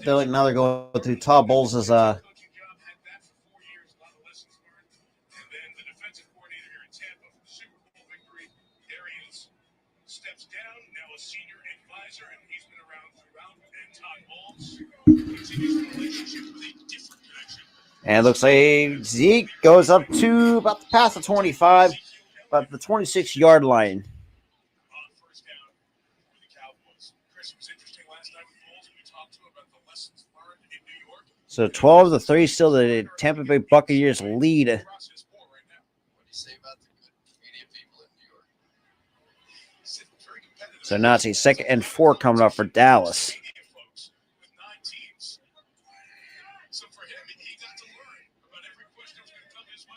So 2nd and 4 at the 26. And Dak will hand it up to Zeke, who jumps to the outside, gets a first down, and about a couple more yards on the play.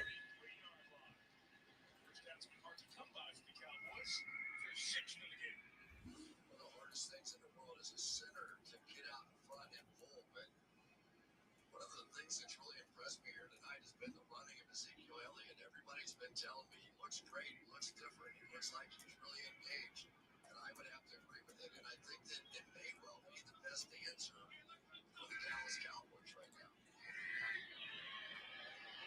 So 11 minutes to go. Dak, play action, dumps up to Pollard. Pollard to the outside, and it's going to be a few yards, more than a few yards shy at the first down. Well, going back to Bruce Arians, he told me he's really enjoying his new role from a work standpoint and weighs in with advice for Todd Bowles if he feels he needs to. But for the most part, he just lets Todd be Todd. And we get a flag on the play.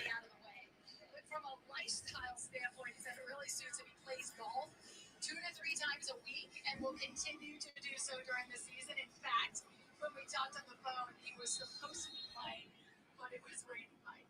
It's not the only thing to stop Bruce. They've had such a great relationship over the years, and it continues here. Ineligible man downfield on the Cowboys. Like the way that Pollard gained it. It's 1st and 15.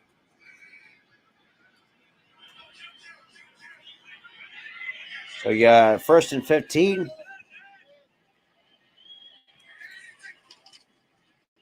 Yo, what's good, Adrian? And Elliott gets tripped up past the 30 up to the 32. So 2nd and 10 coming up. Dak Prescott's only completed 6 passes. Yeah, and really it's been when he's been under pressure that's caused the most problems. He is the 4th best rated quarterback under pressure, and yet in that game in the first half, 2 for 8, a quarterback rated just 1. So it gives you some idea that lots of pressure is part of the reason we consistently see the Dallas Cowboys leaving backs and tight ends in to help with the protection. So then we have Pollard in motion.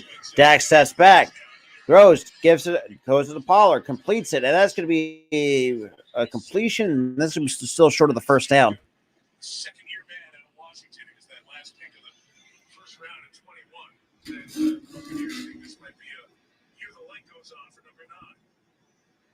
Great athlete, no question about it. There were times that you sort of saw him a season ago just sort of running around, running right past plays, as a lot of rookies do. But already in this game, you can see he really is beginning to focus in and understand what offenses are trying to do to him.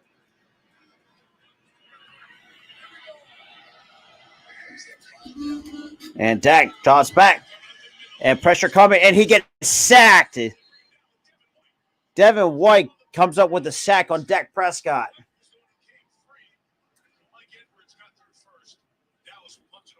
And that's going to be another punt for Dallas.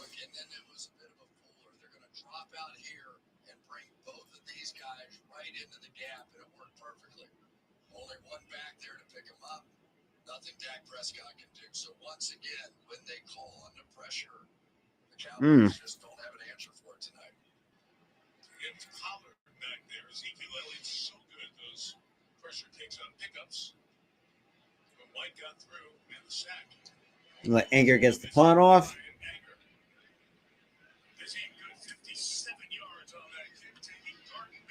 So Garten will spin out of bounds, and that's going to put down the clock to 8:07.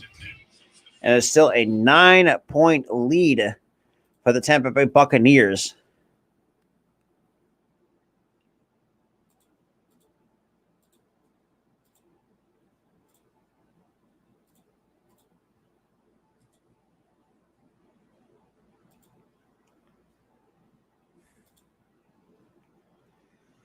Oh, boy.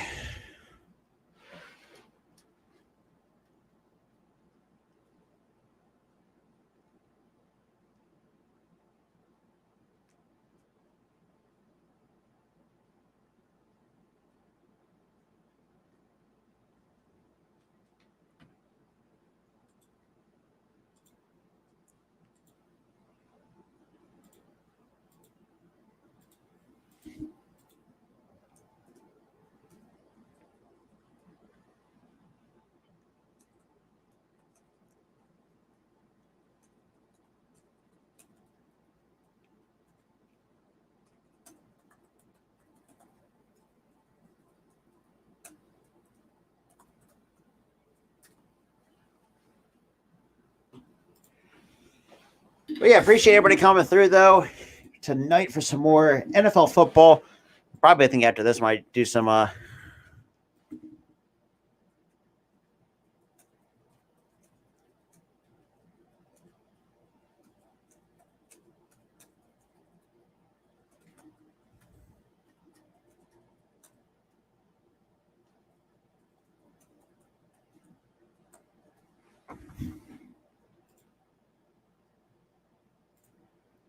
all right, so we got 8:07 to go here in the third. Still got some football left. The Cowboys now down 9 and had to force a punt after Tampa put up a good, tough defensive stop.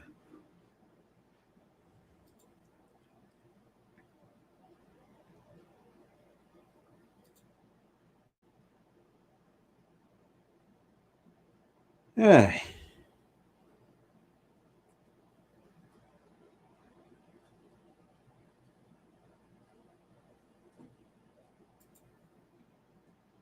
Yeah, that'll do it. Hey, yeah, they were. I mean, but the offensive line, just for some reason, or just they're finding a way to make holes for Tampa Bay's defense.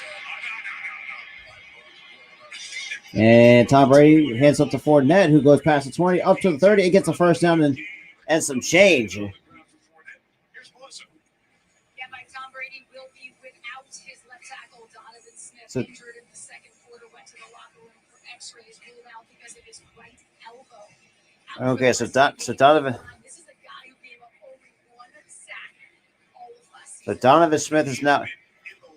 And that's another see. That's the thing too. Like coaches got to instill that, but no Mike McCarthy's track record. But I don't think Mike McCarthy wouldn't care.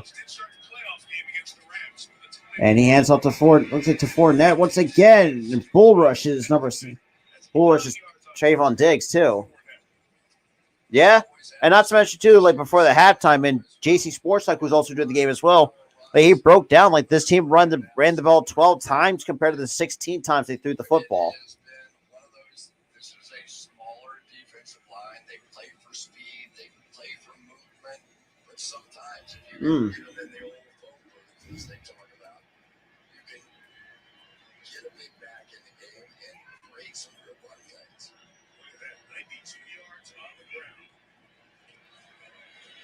Oh, wide open hole for Fournette. It gets past midfield close to the 40-yard line.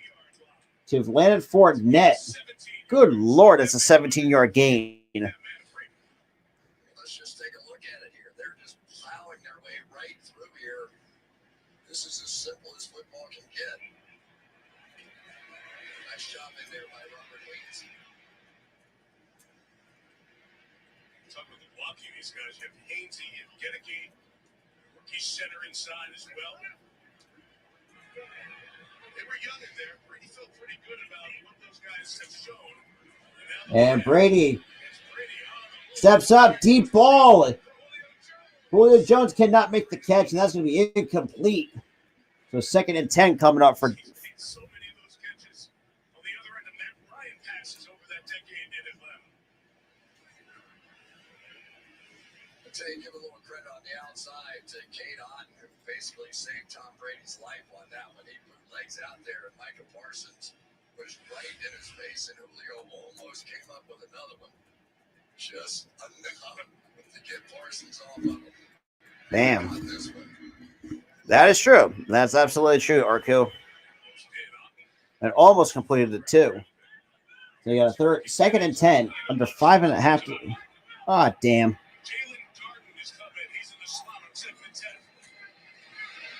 And that's complete.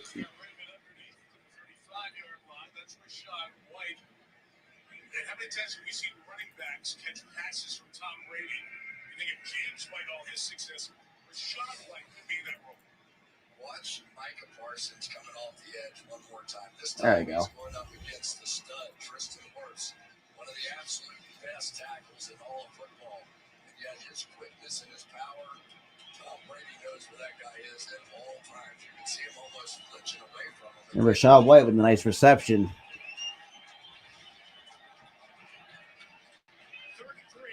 So 3rd and 3.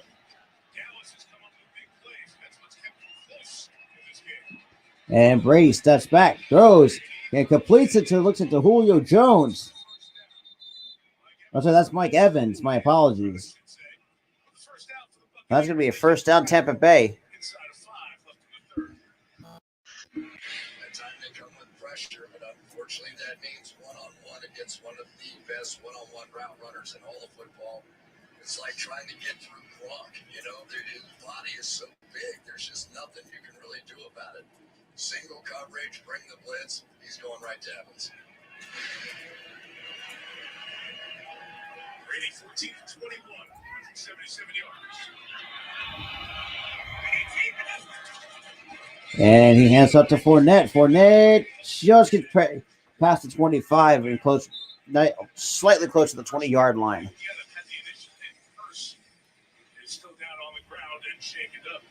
And it looks like J-Ron Kearse is now on the ground.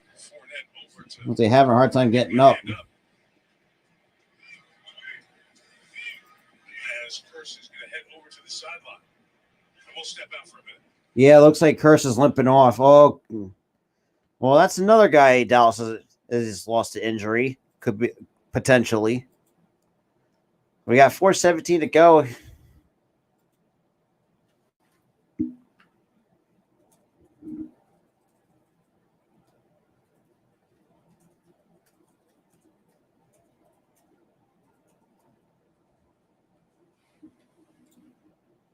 But yeah, shout out to the Forest. Still sticking with me, though. But Thursday the 15th, too, so you'll see me again, live again for some more WNBA finals. So obviously, my Aces took game 1 over the Connecticut Sun.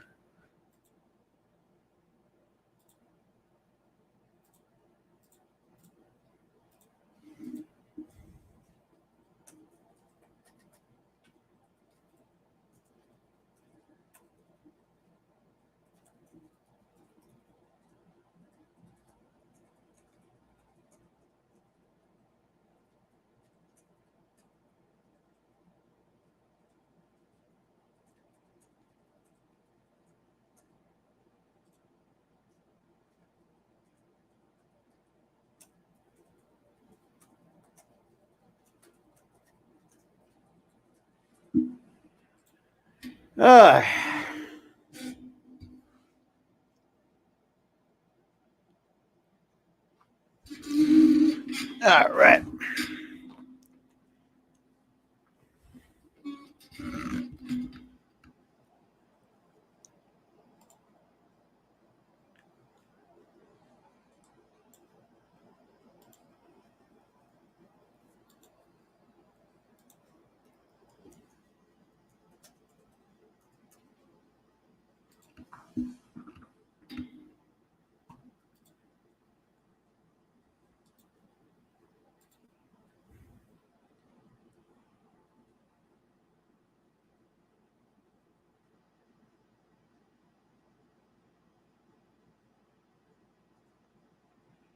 Oh, boy.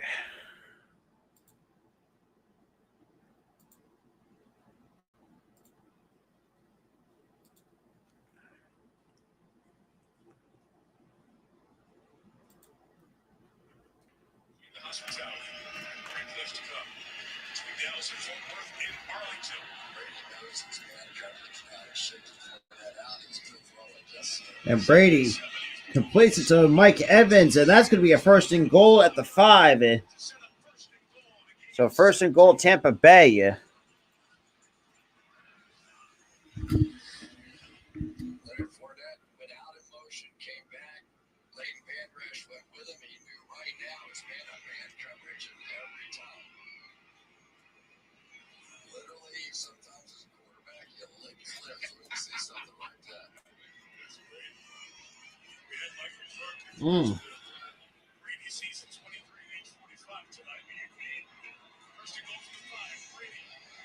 To Mike Evans, touchdown, Tampa Bay.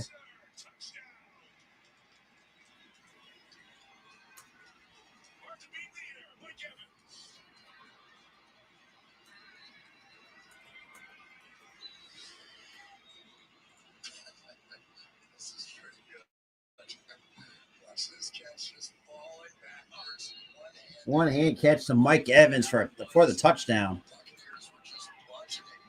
Cowboys defense instantly had to go into those single coverages, and the minute they did, Brady said, "Thank you very much. Here you go, Mike."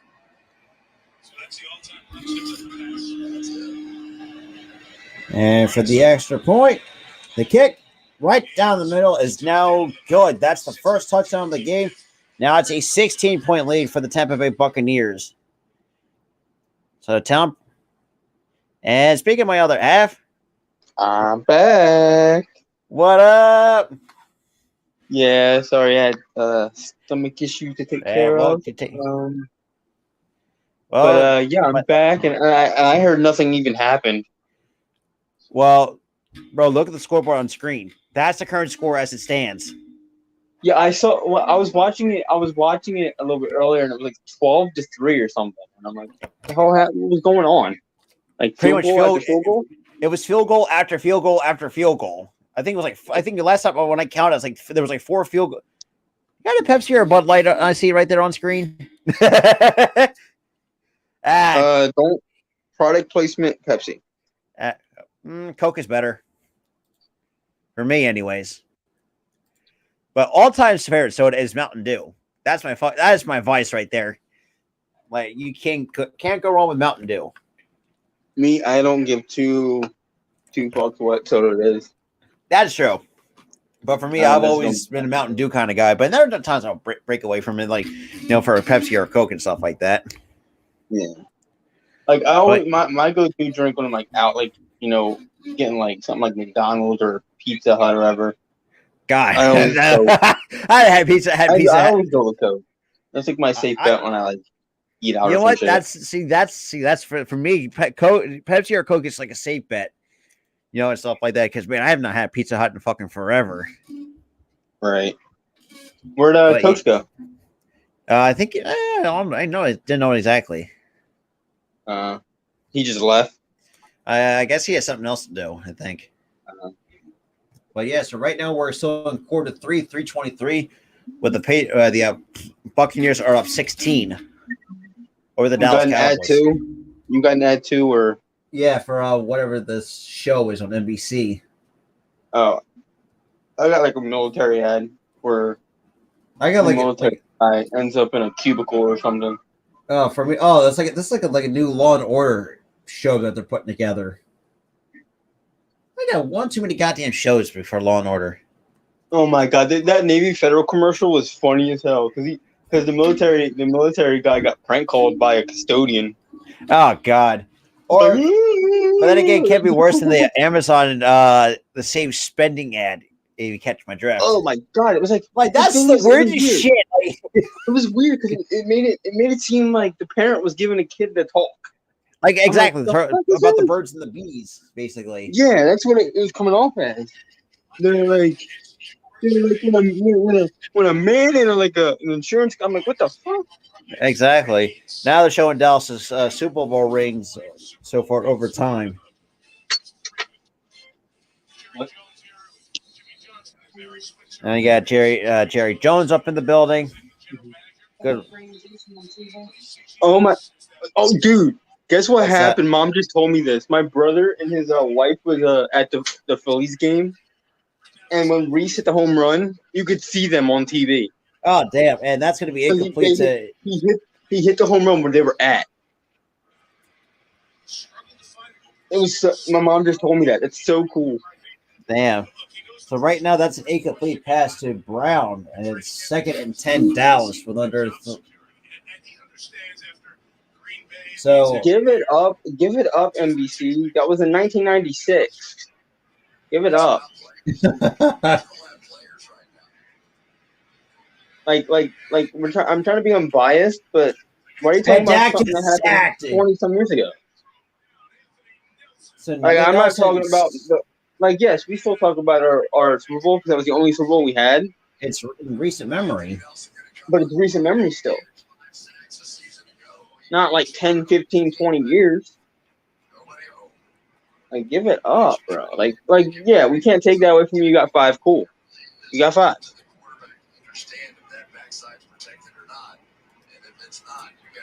Don't mess with the goddamn Buccaneers defense, though. There's a there might be a. I'm really starting to see why Brady didn't retire, and he came back. And we got a flag on the field. That looks like a neutral zone infraction on Tampa Bay. Oh yeah, for sure. You could definitely see that. It's like it's not even. Or offside. I didn't get to that one yet. Yeah, I know the defense is red hot. Neutral zone. Oh, neutral zone. So Nelson, who got. No, it's neutral zone infraction. They stepped where they shouldn't have stepped in the play. Yeah. Offsides. I got to go offsides. So 3rd and 11. Dak takes the snap, draws back the pass, throws, and that's complete to Dalton Schultz for a first down. So they get the penalty yards back. Well, that's what you got to do, man. You got to get the penalty yards back. That's how you become a good football team. If it's 3rd and long, you go long and try to get the yardage. We got a 1st and 10. 2 minutes, 10 seconds to go here in the 3rd. Dallas just cannot get anything going against Tampa Bay for some odd reason. And I will say this: Dak that pass was that pass goes into Schultz. That pass was like triple team, and he threaded the needle to get that pass. And that's going to be if. But how about fucking Mike Evans with a one-handed catch into the end zone? I saw that and was like, oh shit! Like literally with tight coverage, and he still beats his man. It was awesome. It was great. And I'm not going to knock the offense of the Cowboys. The Cowboys offense has been pretty. The Cowboys have been in there, field, but they're just not scoring a touchdown. They got to score touchdowns. And we get another flag on the field. Who is this going to? Yep, false start on Dallas. So now they're set back again. Yeah, yep. They're set back on 3rd or 4th and 5 or 4th and whatever. I think it's like second. It's like second and 10. 2nd and 10. So they got. Oh yeah, because he didn't even. Yeah, I just got to that. Yeah. So right now, so that's they got to go back 5 that's the yards. seventh penalty for Dallas for 45 yards. Good God. That's the problem they had all game is that the penalty just killed them. Especially last year, too. They've had some good drives, and now they keep the first down to CeeDee Lamb. So CeeDee showing some big boy strength. CeeDee Lamb's a dog. I'm telling you that much. CeeDee Lamb is one of the best receivers in the game. He can play. That guy can play. Even though I know that it's like you got to feel bad for the kid too, that putting a lot of pressure on his shoulders to be the number one guy. You know that Michael Gallup's not there. So now you have to be. You're the primary target now, and now you got all this pressure on you because one of the other players. Hey, we get another flag. What the fuck? This is what's happening in Dallas. They get good momentum, and then the flag happens. Another false start. Yeah, another false start. I can see why they're like the. Yo, what up, Steve G? They have all this momentum. They have all this momentum, man. And the penalty just kills them. Penalties kill them all the time. And it's always on. And it's always either on first or second down. So we got a 1st and 15, and with 30 seconds to go, another penalty. And Pollard up the middle. Ooh, nice run by Tony Pollard. So thank God I'm getting some fantasy points from him. Thank God he was, I think it was my 8th round pick in the fantasy football draft.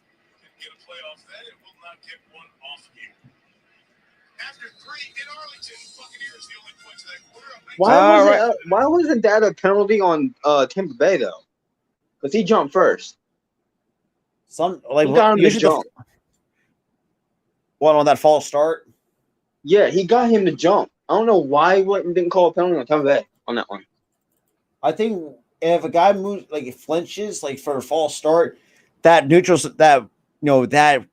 negates it basically. Oh, I know what they're talking about. He flinched to make Dallas guy flinch, and the Dallas guy flinched, and the rest. Yeah, pretty much. And this is the reason why Dallas was the most penalized team in the NFL last year. That's the thing, though. They did the same thing they did this year. They had all this momentum. They're winning games. And just the penalties? Stop committing the penalties. If they can cut down the penalties, they could be better than what they were. Yeah, just saying. That is true. If they can cut down on the penalties. All I've got is just cut down the penalties. But and I mean this from an unbiased standpoint at all. Well, I mean, we've seen it throughout. No matter how good a team is, their penalties can kill a good team. We've seen it in the past. Yeah, not just from Dallas, not just from us. We've seen it. We've seen it with the. I mean, we've seen it with the Rams that had some penalties go against them, and that kind of kills some momentum. Even though they're probably one of the best. I mean, well, we were I think the second or third most penalized team in the NFL because, mostly. Yeah, it was mostly one player, but still us. Barnett. Fucking bastard. Barnett, yep. But specifically Barnett. But overall, I mean, Dallas looks good so far. I mean, shit. I mean, Dallas's pass game and their running game is good. It's just they can't capitalize. They can't finish the job and score a touchdown. And the thing is, they're not behind by much. They're only down, 16? 16. That's not in football. In football terms, that's manageable. That's not much. That's not much. At all. Not much. You can score 10 easily. And then you can score another 6 easily. So tonight, you have 100. So Tampa has 128 rushing yards. So I guess Chad, no. So I'm assuming. Did Julio Jones score any touchdowns? No, go back to that. Mike Evans. I think Mike Evans got bored watching the game since Buccaneers beating the heck out of the Cowboys. They're not beating the heck out of them, honestly. It was like 30-3. If it was like 30-3, that's a whole different story. Oh my God! The game that bored the shit out of me, and I changed it to freaking the Giants game because it bored me. Was the Chiefs game? The Chiefs game was 30 to freaking. And there's another flag on the field. Let's see who. I'm gonna guess this is one. God! Damn. Dallas, what are you doing, man? That's a holding on Dallas again. That's penalty number 8. Dallas just keeps committing penalties. If they could just cut down the penalties, they have a chance. Shit. You know what? I'm gonna hate it, Doug. I got to see Doug's show tomorrow if they lose. Oh, absolutely. Because I got it. I think is it tomorrow or is it one of these? One of these. I think he does it on Monday afternoons because he's in the Central time zone. So it is gonna be tomorrow afternoon. I gotta see what he says tomorrow. Because I know he's gonna be pissed. Prescott completes it to Dalton Schultz, and that's gonna be short of the first down. That's gonna be most of those penalty yards back. And the thing is, though, he's gonna be pissed, but rightfully so, because this is atrocious. And we see Jason Peters on the sideline. Good God! Was Jason Peters any good? No, he's not even playing. Oh, he's not even playing. No, what is your backup now? I think he's supposed to be the backup to Tyron Smith, but I don't know. But that's not in a great grade. That's what happens in the latter part. That's going to be short of the first down, so that's going to be a fourth down coming up for Dallas. Oh, this is just wrong to look at. This is just wrong. Exactly. This is wrong. This is wrong. This is not right. This is not right. Why am I seeing right now on my TV screen Jason Peters wearing cowboy blue after all those years of him wearing eagle green? That's just wrong. And don't forget, he'll spend 2 or 3 years in Chicago. And Prescott throws, and that is incomplete, and Dallas turns it over. This just killed my mood. Don't show. Oh, no, they did it. They showed him again. God damn it. This just killed my mood. Why are they showing Jason Peters in cowboy blue? I hate this. Oh, boy. Didn't this man retire? No, I don't think he's ever going to retire. No, but didn't he retire, period, at one point? I don't remember. I think he retired at one point. He came back, and now he signed with Dallas. Oh, yeah. Cool. Middle finger. Great.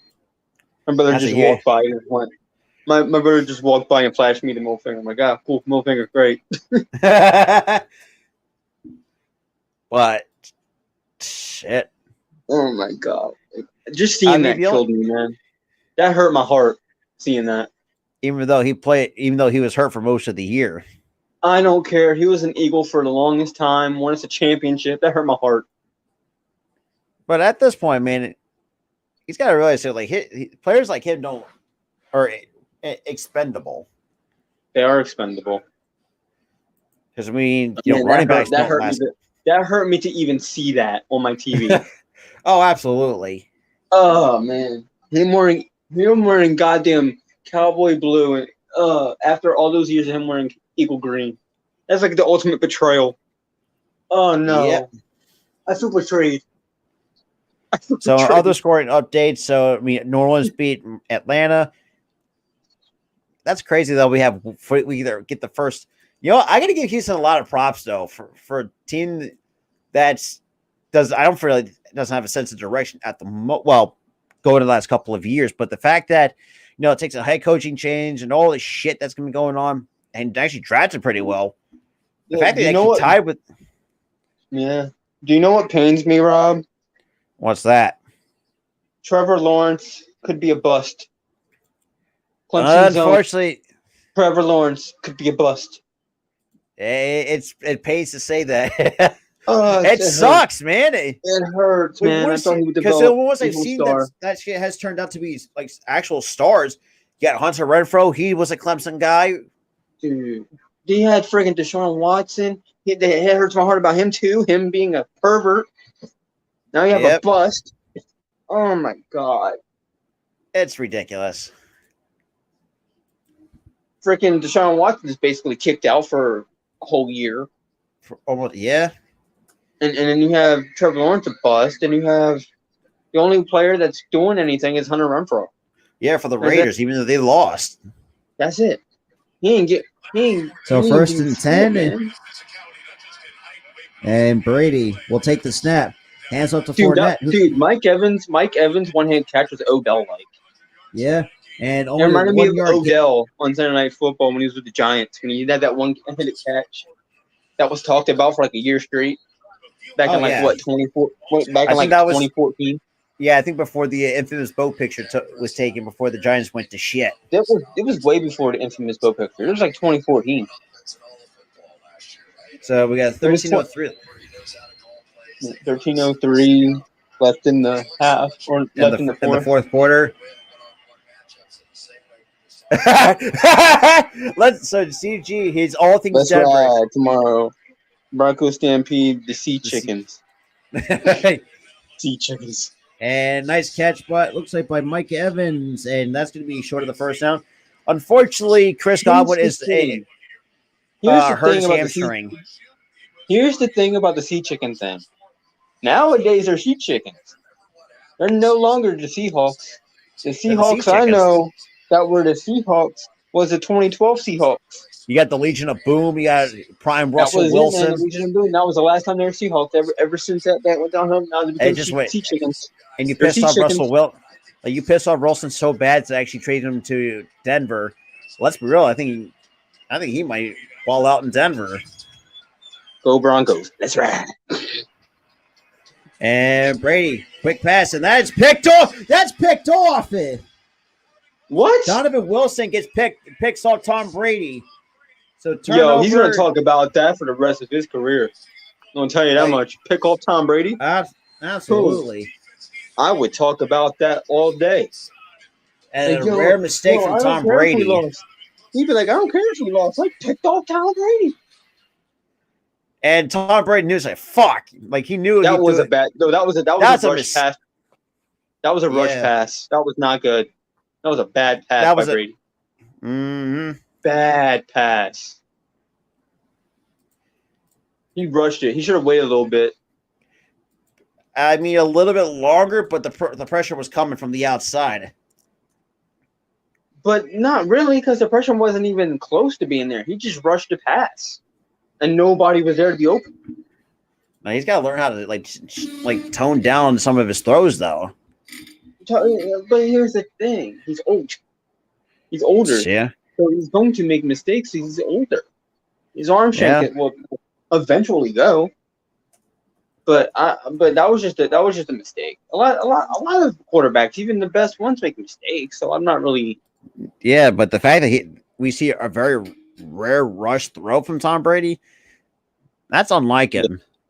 That is unlike him to make a throw like that. But knowing that the fact, said too many Hurts commercials, Tom. Should have studied the playbook more. But shout out to the 9, though. 7 from the YouTube page, 1 from our Twitch channel, which actually surprisingly had I think over like 30-something people from Twitch watching us. So we're close to 40, almost 40 followers on Twitch. I swear, I feel like every time I leave, the ratings pop off. But when I come back, the ratings drop. I mean, we've been going very steady. Actually, we did get a couple subs though. We're at 715. Right. So we're at 715 now. All right. So we're 45 away from 750. So more than halfway towards the 800. Once we get to that, and it should be smooth sailing to road to 1,000. Dude, we're hitting. I'm telling you right now, bank on it. We're hitting that mark by the end of the year. Bank on that. I hope that's the end goal right now. Bank on that.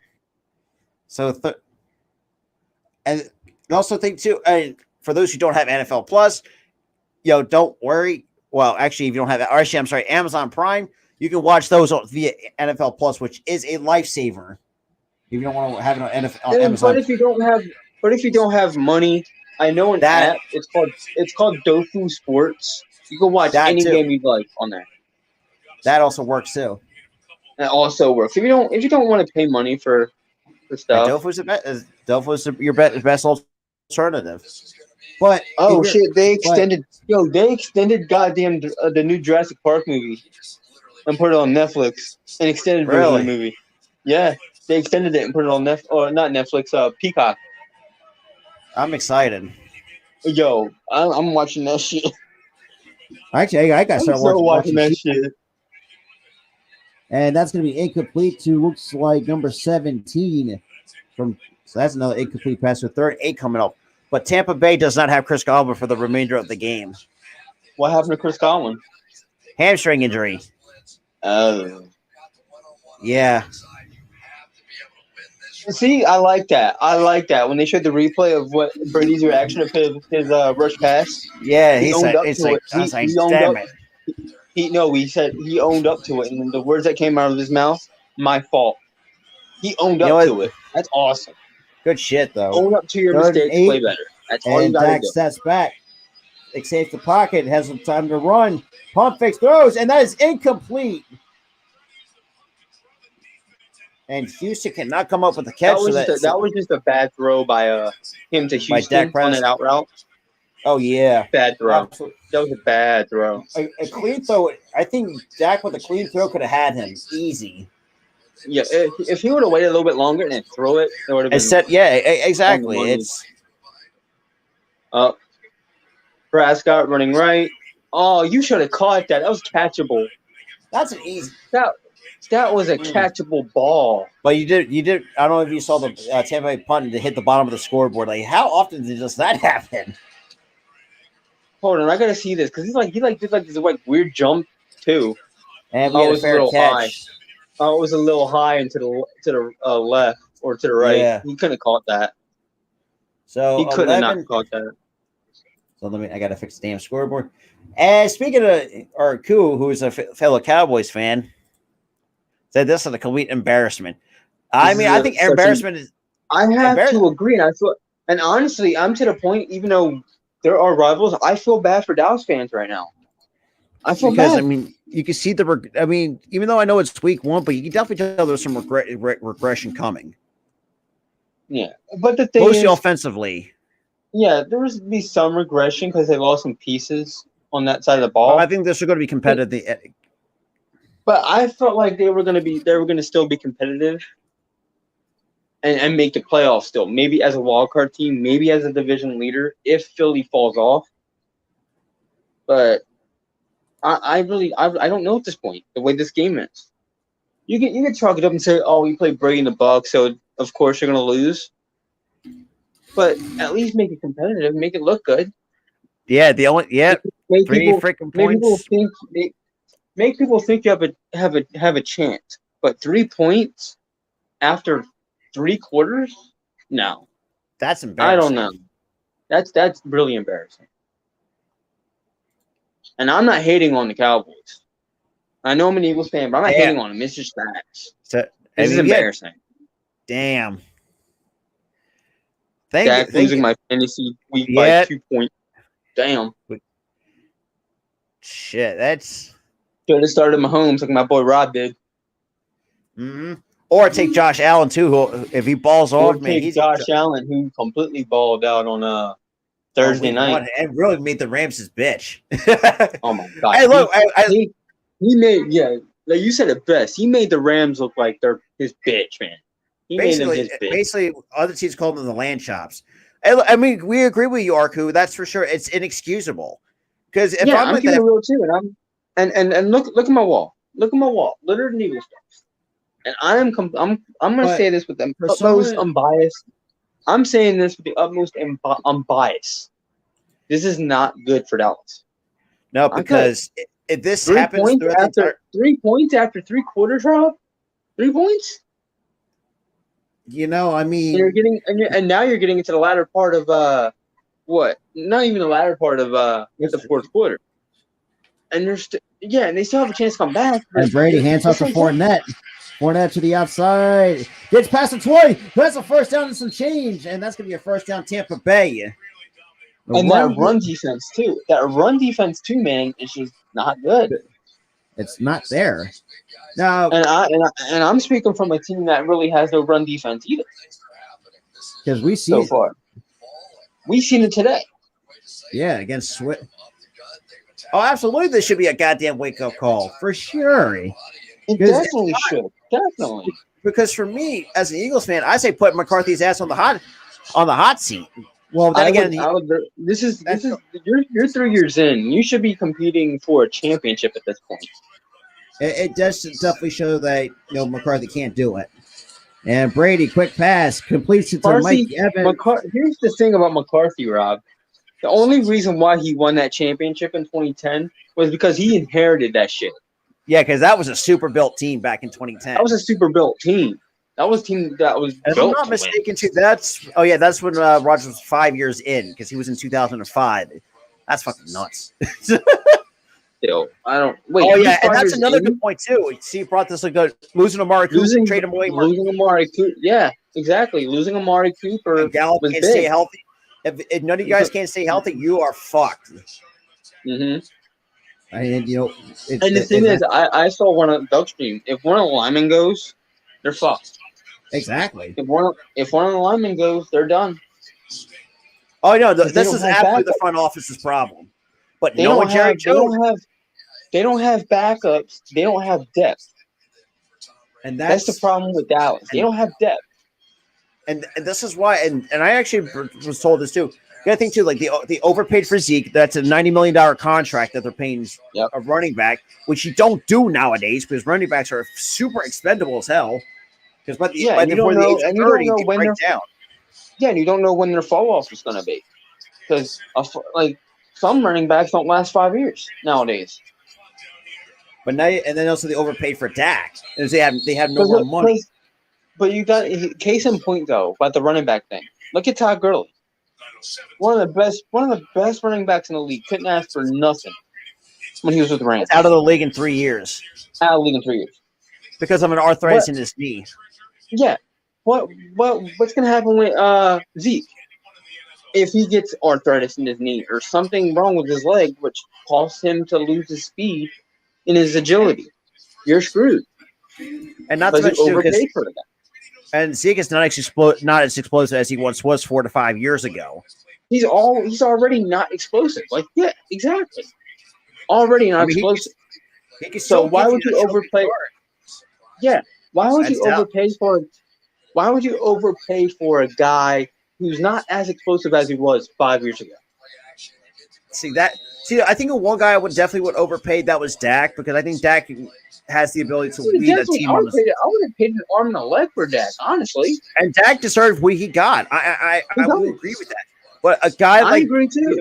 He's like top 5, top 10. I think quarterbacks. And we get a pitch back. So White gets a first down, and that's going to be a first down to maybe like 1 or 2 yards more. And I actually agree with Arku. The front office needs exactly. This all rests, I want to go. It doesn't rest on nobody but Jerry Jones in that front office. But no one. Doug. Even Doug said it himself in a couple of shows. He thinks Jerry Jones and Stephen Jones don't care. He said it too immediately after draft night. After draft night, he said it. This rests on Jerry Jones, that goddamn front office. So that's going to be short of the first down. So, yeah, I heard Najee Harris's ankle injury might cut a season short. Yeah, that's a nasty injury. What about TJ Watt? TJ Watt got. We'll see what happens on Monday when he gets an MRI. Yeah, TJ Watt is not looking good for him. If that's a torn pec, he's going to miss. I think you can definitely come back from a torn pec because that's for sure. But a torn pec. Yeah, you can come back from that. What I couldn't say because I never, knocking on wood. But the thing is, torn pecs, they're like gone for quite some time. Yeah, so you have to look at a nice handoff to number one, dumps to the outside and gets. It's about short of the first down. But you got to look at it this way, Rob. Though. Yes, I'm talking about wrestling. Wrestling's different from football. But look at Cody Rhodes. How long has this guy been out with a torn pec? At this point, I think I lost count of how many months. It's been months. Exactly. You don't know how long TJ Watt's going to be out with his torn pec during the season. And we'll say I'm making comparisons to a wrestler in a wrestling company that has no off season. But come on, it's the exact same injury. It's the exact same injury. Throws and completes it. Oh, that's an incomplete pass. Number 84. And it's the exact amount of time that he's going to be out. Oh yeah, give or take. And I forgot J.G. Watt when he tore his pec, he missed an entire year. So yeah, he missed an entire season. Because we got another injury by Dallas. Oh, good Lord! A season's what? 3-4 months from September, because the playoffs you have in till February. So September, January, or September. What am I saying? September, October, November, December, January. Yeah, 4 months. Yeah, about February, 4 months. 4 months, and then counting the Super Bowl, you have 5, or 4 months and a week, pretty much. No, 4 months and 2 weeks. But I will say this too. I will agree with RQ and Doug for sure, because I know Doug does not like Jerry Jones one bit, because we can see how senile Jerry Jones it really truly is. And the thing is, Doug, I've seen his shows, and he knows it too. He says it. He says it.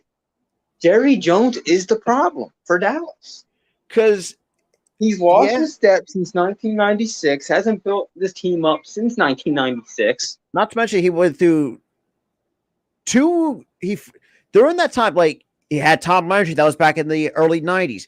After that, he fired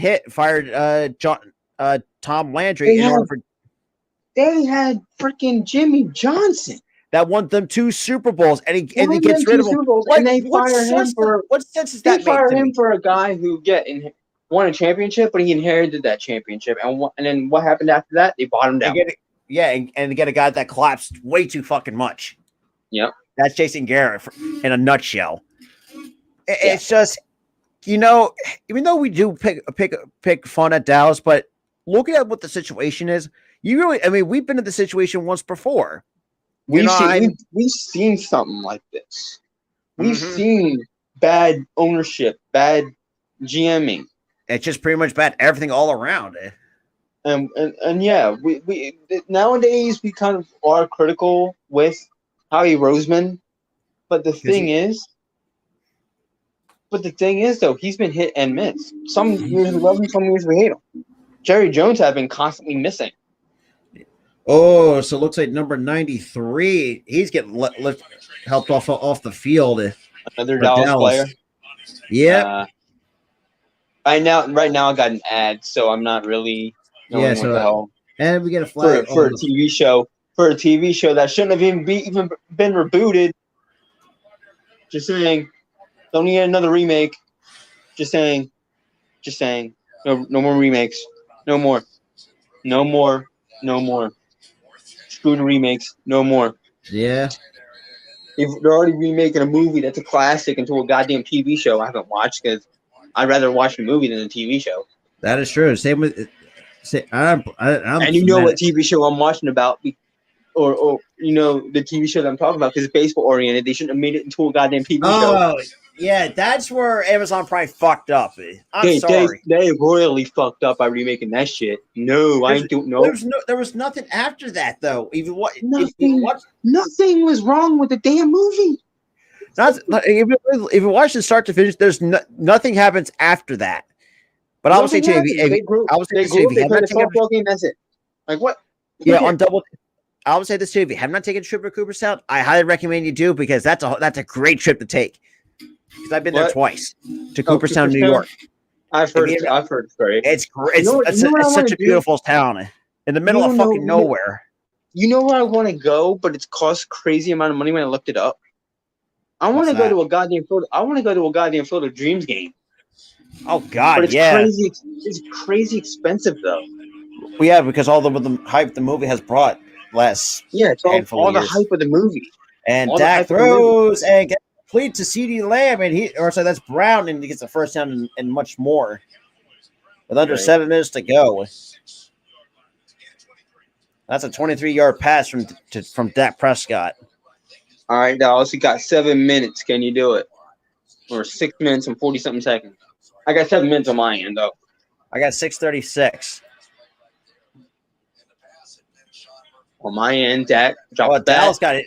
Throws it, and complete for a first down and some more. So 1st and 10. By number 85. And pressure collapse, and that's incomplete, and that's good. And that was tough defense in Dak's face. We're going no huddle, looks like. Oh, that was Brown. I forgot his name, so I just said number 85. Oh, he was wide ass open on that one. Nice slant route. We got 6.5. I feel like what we need to do is just call our own games separately. Pretty much. At this point, Dak drops back, overthrows. I don't know who that was. Oh. CeeDee Lamb. He overthrows CeeDee Lamb. And Brown goes for the first down again, and that's with 6:20 to go here in the fourth. So I think I'm a bit ahead of you. I'm not. I'm like a whole 10 seconds ahead of you. Oh, you are? What time do you have? I'm at 6:30. Oh, I'm in like the low sixes. Oh yeah, you're like way ahead. Okay. So we got about 6 minutes even. Dak drops back, dumps it off, and a tough tackle. So Davis smothers Zeke at the behind the line of scrimmage. And on my end, Dak threw. It looks like Dak's getting his hand check. Looks like Dak's hands kind of bothering him. And on my end, I just saw Dak throw a beautiful slant, a comebacker to get a first down midfield. But yeah, Dak was just doing this with his hand the entire time, and it's a nice tackle, kind of massaging it a bit. Because he hit in the hand. That's why. He's hurting. He's like, damn, my hand's hurting. I can't. Yeah, they're showing the replay. Oh yeah, he got hit in the fingers. Oof. He jammed up his. It seems like he jammed up his fingers. Oh yeah, trust me, jam fingers fucking suck ass. Yeah, jam fingers. Woo. What did they got? Do they have Ben DiNucci out there? No, they looks like Ben DiNucci. No, I think DiNucci got cut actually. Who the hell is that? I think that might be Cooper Rush. Oh, that is Cooper Rush. Never mind. Yeah, that's Cooper probably Rush. the lead batch on one of the most. Oh yeah, he jammed that for sure. Oh yeah, trust me. When you get a jam finger, that shit feels like it's broken. Oh, he jammed that shit. Oh, dude, God, I remember my finger going back. I thought I broke the shit one time. It was jammed. Yeah, exactly. A jam that finger. That shit hurts, man. That shit hurts. Oh, they're going to 4th and 6. Are you fucking crazy? What? It's 4th and 6. On 4th and 6 with 5 minutes to go. Rush drops back, and there's a penalty marker on the field. What is even happening right now? Exactly. What are we watching right now? 4th and goddamn 6, and you're going for it. What? Are you kidding me? Well, I guess. So Dak's running in the locker room. You gonna get a pass off? So Barry, you gonna do something? Yeah, Arco. We just talked about that. Game. No, you just saved yourself from a sack, Cooper Rush. Yeah, you're watching this clown show, Robin. Yeah, it's a clown show, complete clown show. I mean, I really hate to say that as a division. On Dallas's part, it's a clown show. There's no ifs, ands, or buts. Then you lose Dak to a jammed finger. For the rest of the game. Because they actually took him back to the locker room to get X-rays done. Oh boy! Wow! If he broke his fucking finger, y'all see that? I'm sorry, you're fucked. I'm sorry. When if you get a guy you're done. But now you have Cooper Rush out there. No, if he's going to be the starting quarterback for the entire season, you're done. And Rush. And I hate to say that from an unbiased standpoint. 17. I mean, we're just being brutally honest. I mean, I don't know. Yeah, let's say this is not me hating as an Eagles fan. You guys are, but we see. I mean, then again, looking at Cooper Rush's stats, your season isn't a wash. But he's not bad. I think this is going to set you back. He just overthrows the ball a lot. Case in point, this one. Case in point, that ball, way over the head of two guys. And they stop. And this is why I think Mike McCarthy should get fired, because there's no goddamn running game, or the offensive coordinator, I should say. And a nice pass. The problem is the coaching on all fronts for Dallas is bad. It's bad. I mean that's pretty much it. They have no depth at quarterback. They have no depth at any position. And that's what sets them back from you seen the Giants got better. They got some depth. You see Washington got depth. Like and just like he said, there's no state of urgency. There's no urgency with the team. And he gets sacked. So Lamont Like there is absolutely no state of urgency with this team. Oh yeah, absolutely. This team is in trouble. They're in trouble. And I hate to see it if they're losing. I could imagine what Doug's gonna have to say on Monday. Good God, he's going to say this. He's going to say the same thing. They don't have state of an urgency. They don't have state of urgency. And I feel bad for Doug. He's got to watch this shit. And you have a guy at quarterback who's running backwards right now. Oh, it's 4th and 15. Are you fucking mad? Running backwards. And now I'm ahead of you. And a deep ball by Rush. And that's incomplete. And that's a turnover by Dallas. Oh no, I'm not ahead of you. You just didn't change your clock. Whoops! I forgot to even start the clock. Whoops! But I thought I was ahead of you. I'm like, wait, I'm ahead of you now. What the hell? I know most Cowboys fans are well. So there's like I know Doug's gonna say it too, and I'm gonna repeat what I said again for a third time. They have no state of urgency, and that's a turnover. On a here's the thing. He should have caught that. It was a good throw though, but he had it in his hands and dropped it. God, dude's got concrete for hands. Not even the dude got a brick wall. That thing bounced off his hands. He basically batted it out of his own hands. Oh, this is. I know he's going to say it, and they look like it too. We physically see this. No state of urgency. This team is in trouble. And it's bad enough you have Arku ready for basketball season. And I know for a fact. I know this is week 1. They haven't played football in a few months, but this is bad. Like this is like you should not be playing like this shit in week 1. There's absolutely no sign of life for Dallas right now. Looking at this game, watching this game, analyzing this game, no sign of life. Yep, Key just put in the group chat that Dak is hurt. Yeah, I mean, Dak. I mean, from what we looked at, we thought it was just a jammed finger, but it could be worse. Oh, and if it's worse, then this season's over for Dallas. I mean, I hate to say it, but they have no urgency. I mean, and we saw it. After Dak went down and Cooper Rush came in, it seems like all the players were panicking. It's like you're like, yeah, like that's a very they're panicking at this point. Like it's just bad. And I just don't know how to approach that. So Key said Dak might have broken his hand. Oh, that's even worse. You saw his hand when he got hit go and back. I can speak for a guy who has dealt with a broken hand. That takes you 6 to 8 goddamn weeks. Shit, that's more almost half through the season. If they don't have him for 6 to 8 weeks, they're finished. It's boy, because Cooper Rush isn't that good a quarterback at all. They had to have those guys. And also the receivers. They kind of remind me of the 2015 Eagles, dropping passes left and right, not having any urgency, not executing plays when they have to. And we got Fournette, that's Gage Jr. and he gets a. So Dallas takes a timeout here.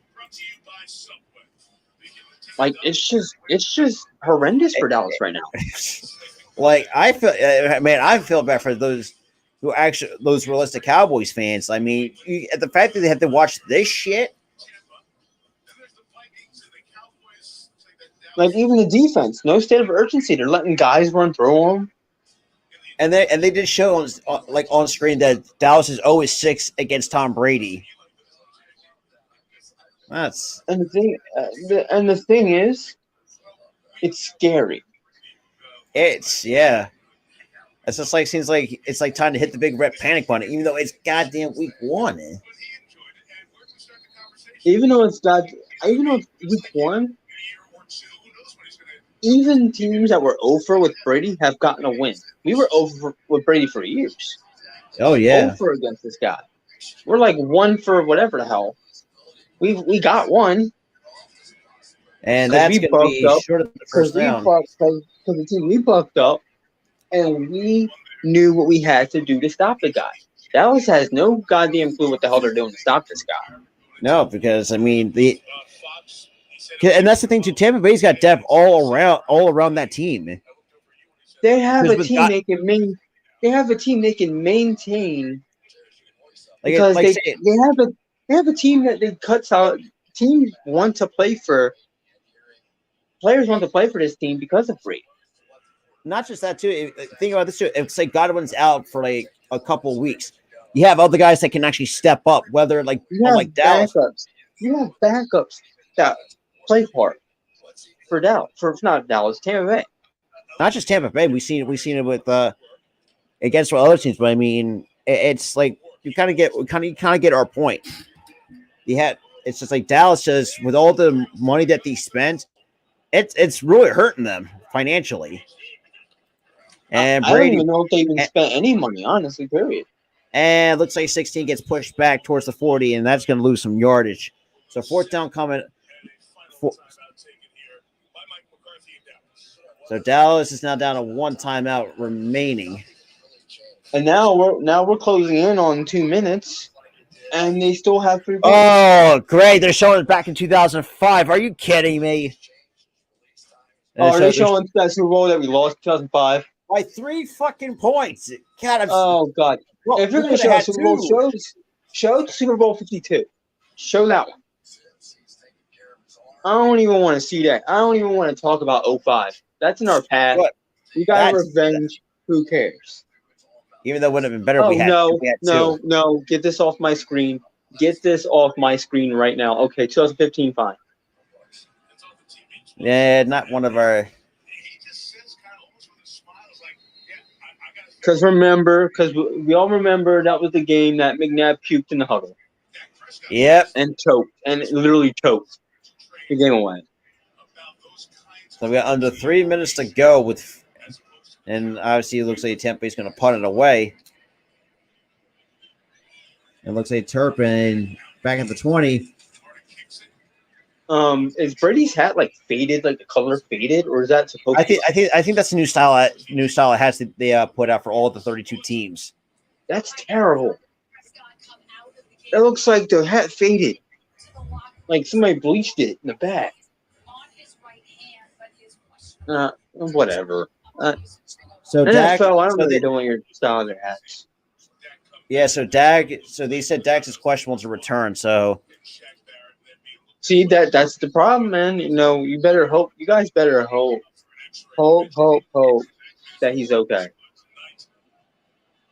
You better hope in God's green earth that he is okay.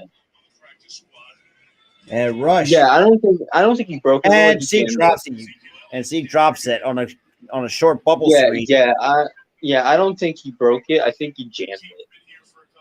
He jammed his thumb or something. Well, jamming your thumb is not the greatest feeling either. Yeah. He's going to be out for a little bit, but I don't think he's going to be out that long if it's a jam thing. That's a jam failure. I would say maybe 1 or 2 weeks at best. Yeah.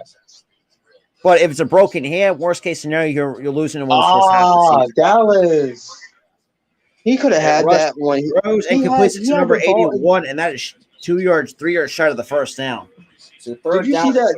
Did you see that check down that the guy dropped? Yeah, but Zeke. Well, I just got to that. Yeah, Zeke does not have great hands. Oh my God, his hands are terrible. He's Butterfinger.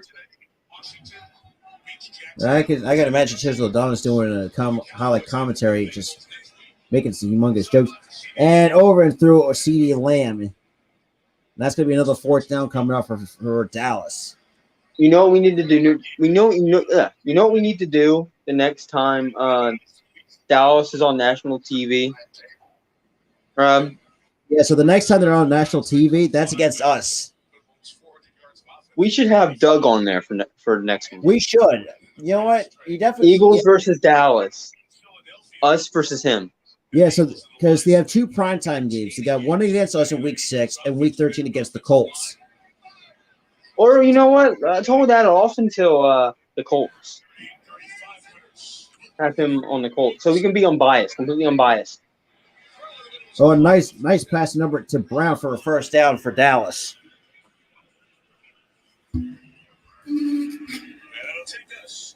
To the 2-minute warning, so now I got to fix the damn clock.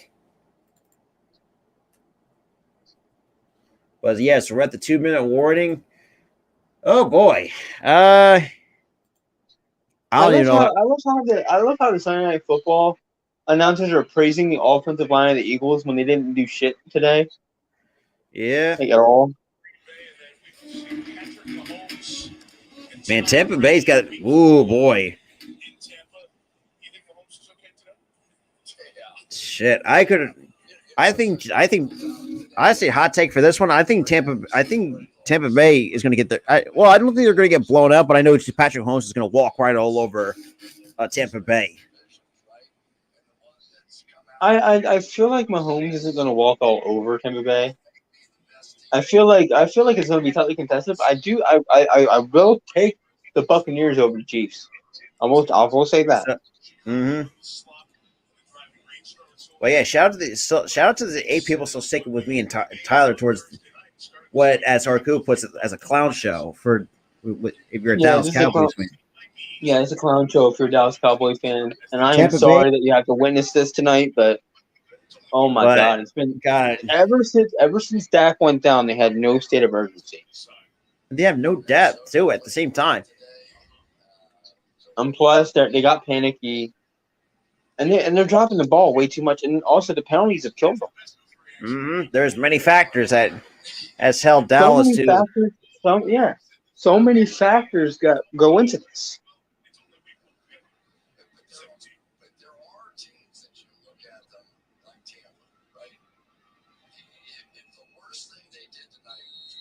We got 2 minutes here. It's a 1st and 10 for Dallas.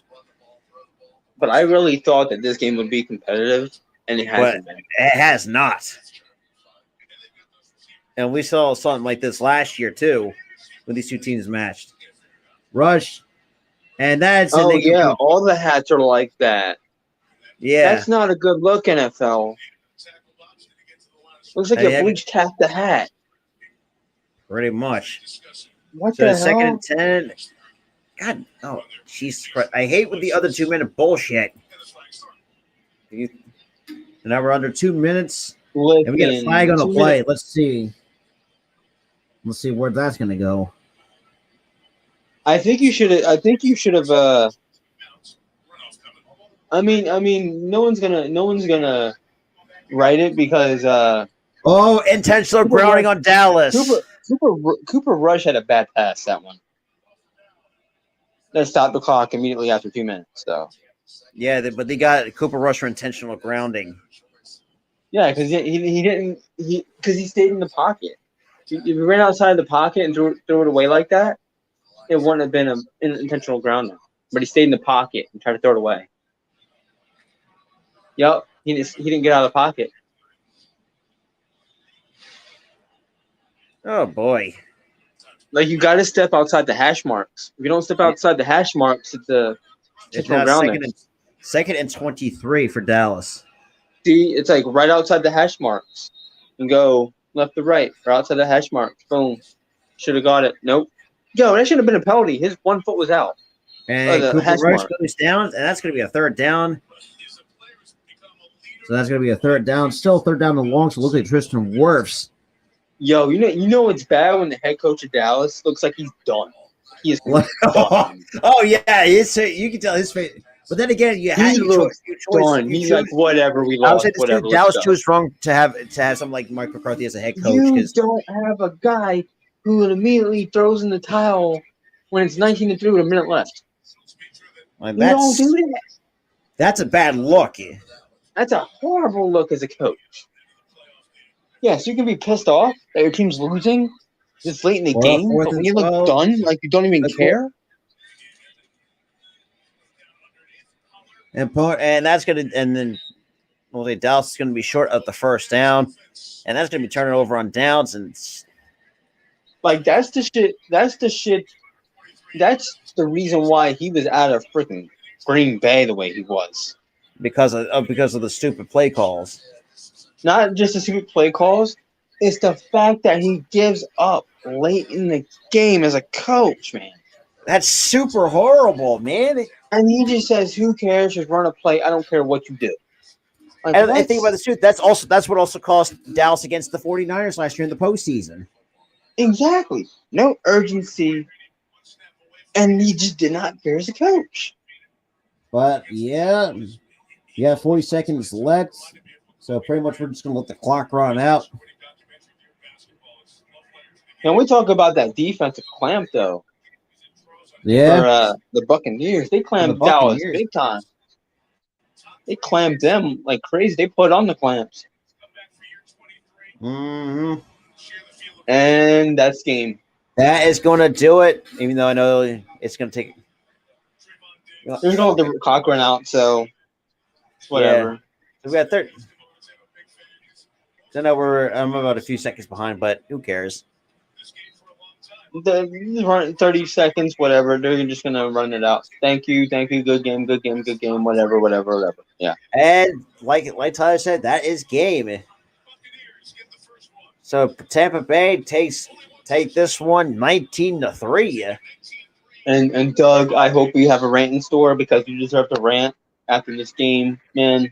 No urgency whatsoever by Dallas the entire game. It was just bad. It was terrible. They had no urgency whatsoever. Now this is where, and for those who are new to our football play-by-plays, this is where, have seen me do this. This is where this is our post-game scene. We kind of give a recap. So, in other words, like Tampa Bay, coming into this year, it was concerning that if they're going to replace because they have 3 linemen hurt. You know what I mean? The fact that they have Tristan Wirfs now fully healthy, which is great because Tristan Wirfs is an exceptional talent for that defensive line or offensive, or I don't know what side of it. But the fact that you have 2 other guys that might be Tristan Wirfs? Yeah. He's on the offensive side. Okay, offensive. Yeah, and the O-line at times has been has almost even been a weak point, but there are some areas that have been on that O-line has been very there was suspect. I think there was one play where the right side got uncovered and Brady rushed a pass into an interception late in the game. Didn't amount so much because of Dallas's failure being urgent to tonight's game. But now for Dallas, God, Dallas is where do we want even want to begin? Dallas has a lot of holes they need to fix. A lot of question marks for both sides of the ball. For a team, they have no depth at any position. That goes down and nothing happens. We'll see what the injury report has to say on Dak's hand, because if it's a broken hand, it's not looking good. Yeah, you guys gotta be urgent. Be cautious of the news of Dak Prescott. And you got to think too, and you have other teams like the Giants, the Eagles, and the Commanders that have, let's be real, they all took a win. Not just that too, they also have all depth. They have all depth in certain positions. Whereas Dallas, if they just have the one guy and just have some other scrub backup, we don't even nobody has ever heard of. The thing is, we've heard of Cooper Rush, but he has been notoriously bad. Yeah. Notoriously bad. He's inconsistent. Like, he either overthrows the ball or he throws a good short pass. That's it. And another thing, too, is he has no long game. That's the problem. And this is where I'm going to nick the pit with Dallas. They stopped doing the running game. You noticed that the last couple of quarters, they stopped going with the running game. You can definitely tell that the running game was not for some reason was not non-existent. Like we said, Zeke has lost a step the last few years. Then you got Tony. And plus that O-line has been atrocious. Yeah, and not the fact you have Jason Peters part of that too. That's even worse. Yeah, because Jason Peters wasn't good for us either. The later part of his career. Because he can't even stand 5 minutes on a fucking football field without getting hurt. Like, we saw that in Chicago. And now the guy's a backup for your team. And you have Tyron Smith. You won't see till until December. You have a hamstring. Now that's bad enough. Having your hamstring getting torn off the bone. That's bad enough as it sounds. Yeah. But the fact that he's already And even Doug said this too. Like the dude's got Tyrone Smith has to hang it up because he's one of those other guys that's getting up there. And he was one of the guys that he was ranting about the day after draft night. Oh yeah, absolutely, and rightfully so. He was like, we passed up on this guy because we had to stick with Tyrone Smith.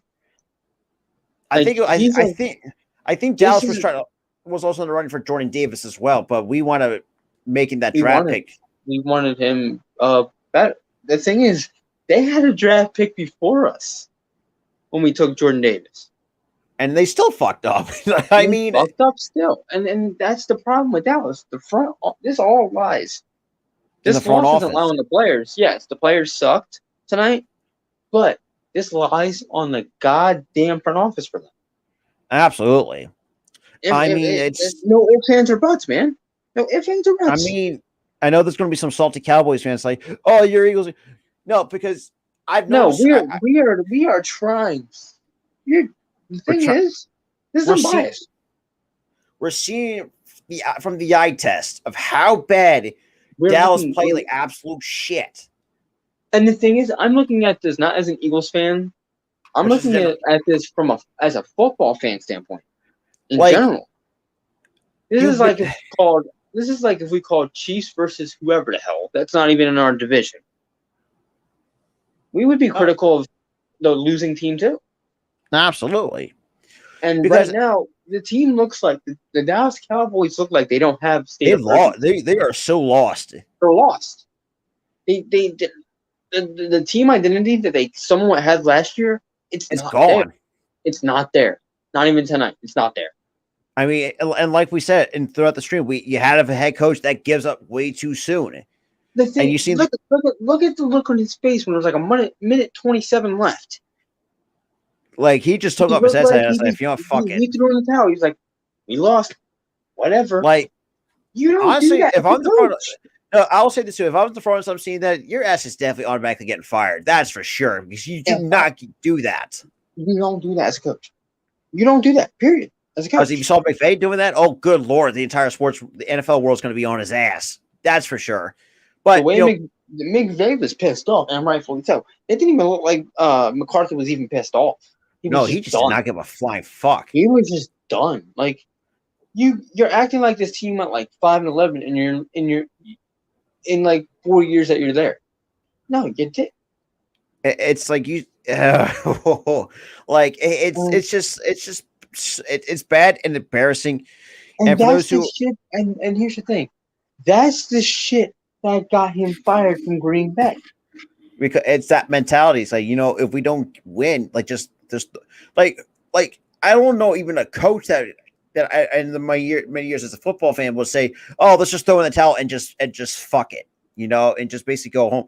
Like I've never seen a coach ever do that. The thing is, he was in fuck it mode. 1 minute and 27 seconds left in the game. It's just like, at least give your team something to fight for next week. That's what you're supposed to do as a coach. And now, put into Doug's perspective, I know he's going to say this, like, when's enough from Mike McCarthy? Like, when are we going to make the right changes to make? Because, I mean, the offensive, he ranted about the OC, Kellen Moore, and his play calling. He does not like how they're run. Kellen Moore's play calling is ass, too. I'm gonna get to that, too.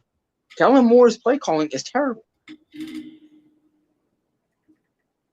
It's like Dan Quinn can. I think the only one I feel like can stay on that coaching staff is Dan Quinn. We know what Dan Quinn's capable of as a defensive coordinator. No, Dan Quinn does not deserve. Quinn deserves the slack too because the defense looked like trash tonight. Trash. But as a team, the Dallas Cowboys are in trouble. And I feel bad for those who've been diehards for years. Hold on. If this continues past week 4, week 5, you're in trouble. And I'll say this too as a last reminder: for those who are true diehards and seeing this team, I feel bad. I really do. I mean, we see because Arku, who's been one of the most loyal subscribers here on this channel and the Spotlight Sports Network as well, knows like how bad and even Doug, one of the best guys we've met, as Eagles fans. Yeah, one of the best Dallas Cowboy fans. Hey, he can tell you, he can set your ass straight. Love the guy to death, man. He's the thing is, he's a Dallas Cowboys fan, but he keeps it real, which I like about the guy. Like, he's not one of those delusional fans. He keeps it real. He keeps it 100%. That's just like he knows where the problem lies. Like he said, look, this lineman, he's injury prone. This happened. We overpaid for this guy. Like, he says it like it is. And the thing is, he would agree with us. Everything we said about this game, everything. But I feel he's going to go more in depth with that because that's Doug for sure. Team. That's his team, so he's got to go in depth. And this is the thing too. Like, you're supposed to be called "quote unquote" America's team. You did not play like it, and I feel like that. It's just like, yes, I know Dallas is one of the I really can't. It's not. You can't go with history. It's because I forgot the reason why. I think it was because in the '60s they were like on national TV a lot. I think so. Yeah. And they were deemed America's team because they were on national TV a lot. And it just seems that that's like calling like the best TV show ever that's nationally America's #1 TV show. They were like America's #1 team at the time. Oh yeah, I mean too. I mean they also had some underrated players over the years. I mean, shit, they got like a guy like Emmitt Smith. Let's be real, shouldn't have traded his ass to Arizona and kind of like ruined the latter half of his career. Honestly, they should have traded him because he wasn't the same when he went to Arizona. You know what? He was on the downturn when he went to Arizona in the 2000s. Yeah, absolutely, yeah. But still, I mean, you had a guy like Troy Aikman. He retired early because I know he took a lot of hits. You had prime time. And Deion Sanders. Yeah. And shit. I mean, we could say from our rivalry as Eagles fans, it's a great rivalry to have, but the way that the Cowboys been playing, it's just it sucks. The thing is though, it's only week 1, so hopefully this doesn't. For you guys, hopefully this doesn't last past week. Because like we said, hypothetically, if it does, you're in trouble. Yeah, you're in absolute trouble. Like I said, if this goes past week 4, week 5, they're finished. Because and I also heard that they're very hard against the cap, so they have hardly every money to spend, and that's bad enough as it is. They just have so much cap they need to spend, or they had spent on players, and they are not even high quality players. I mean, one guy I felt like that deserved a max contract, that was Dak, because Dak always kept them in games. We know that. Only thing. That's the only quality thing they did with the money was give Dak the contract. Even though the entire situation itself was kind of iffy, to say the least, with him like holding out and doing all this shit, like signing a franchise tag. It was just like a bit of a mess. But we even said this too. Overpaying for someone like Zeke, who has lost step has not. Let's be real, has not been the same running back. 4 to 5 years ago, it was a multi-1,000-yard rusher. We don't see that anymore. It's a shame because no one as Eagles fans. I think Dak.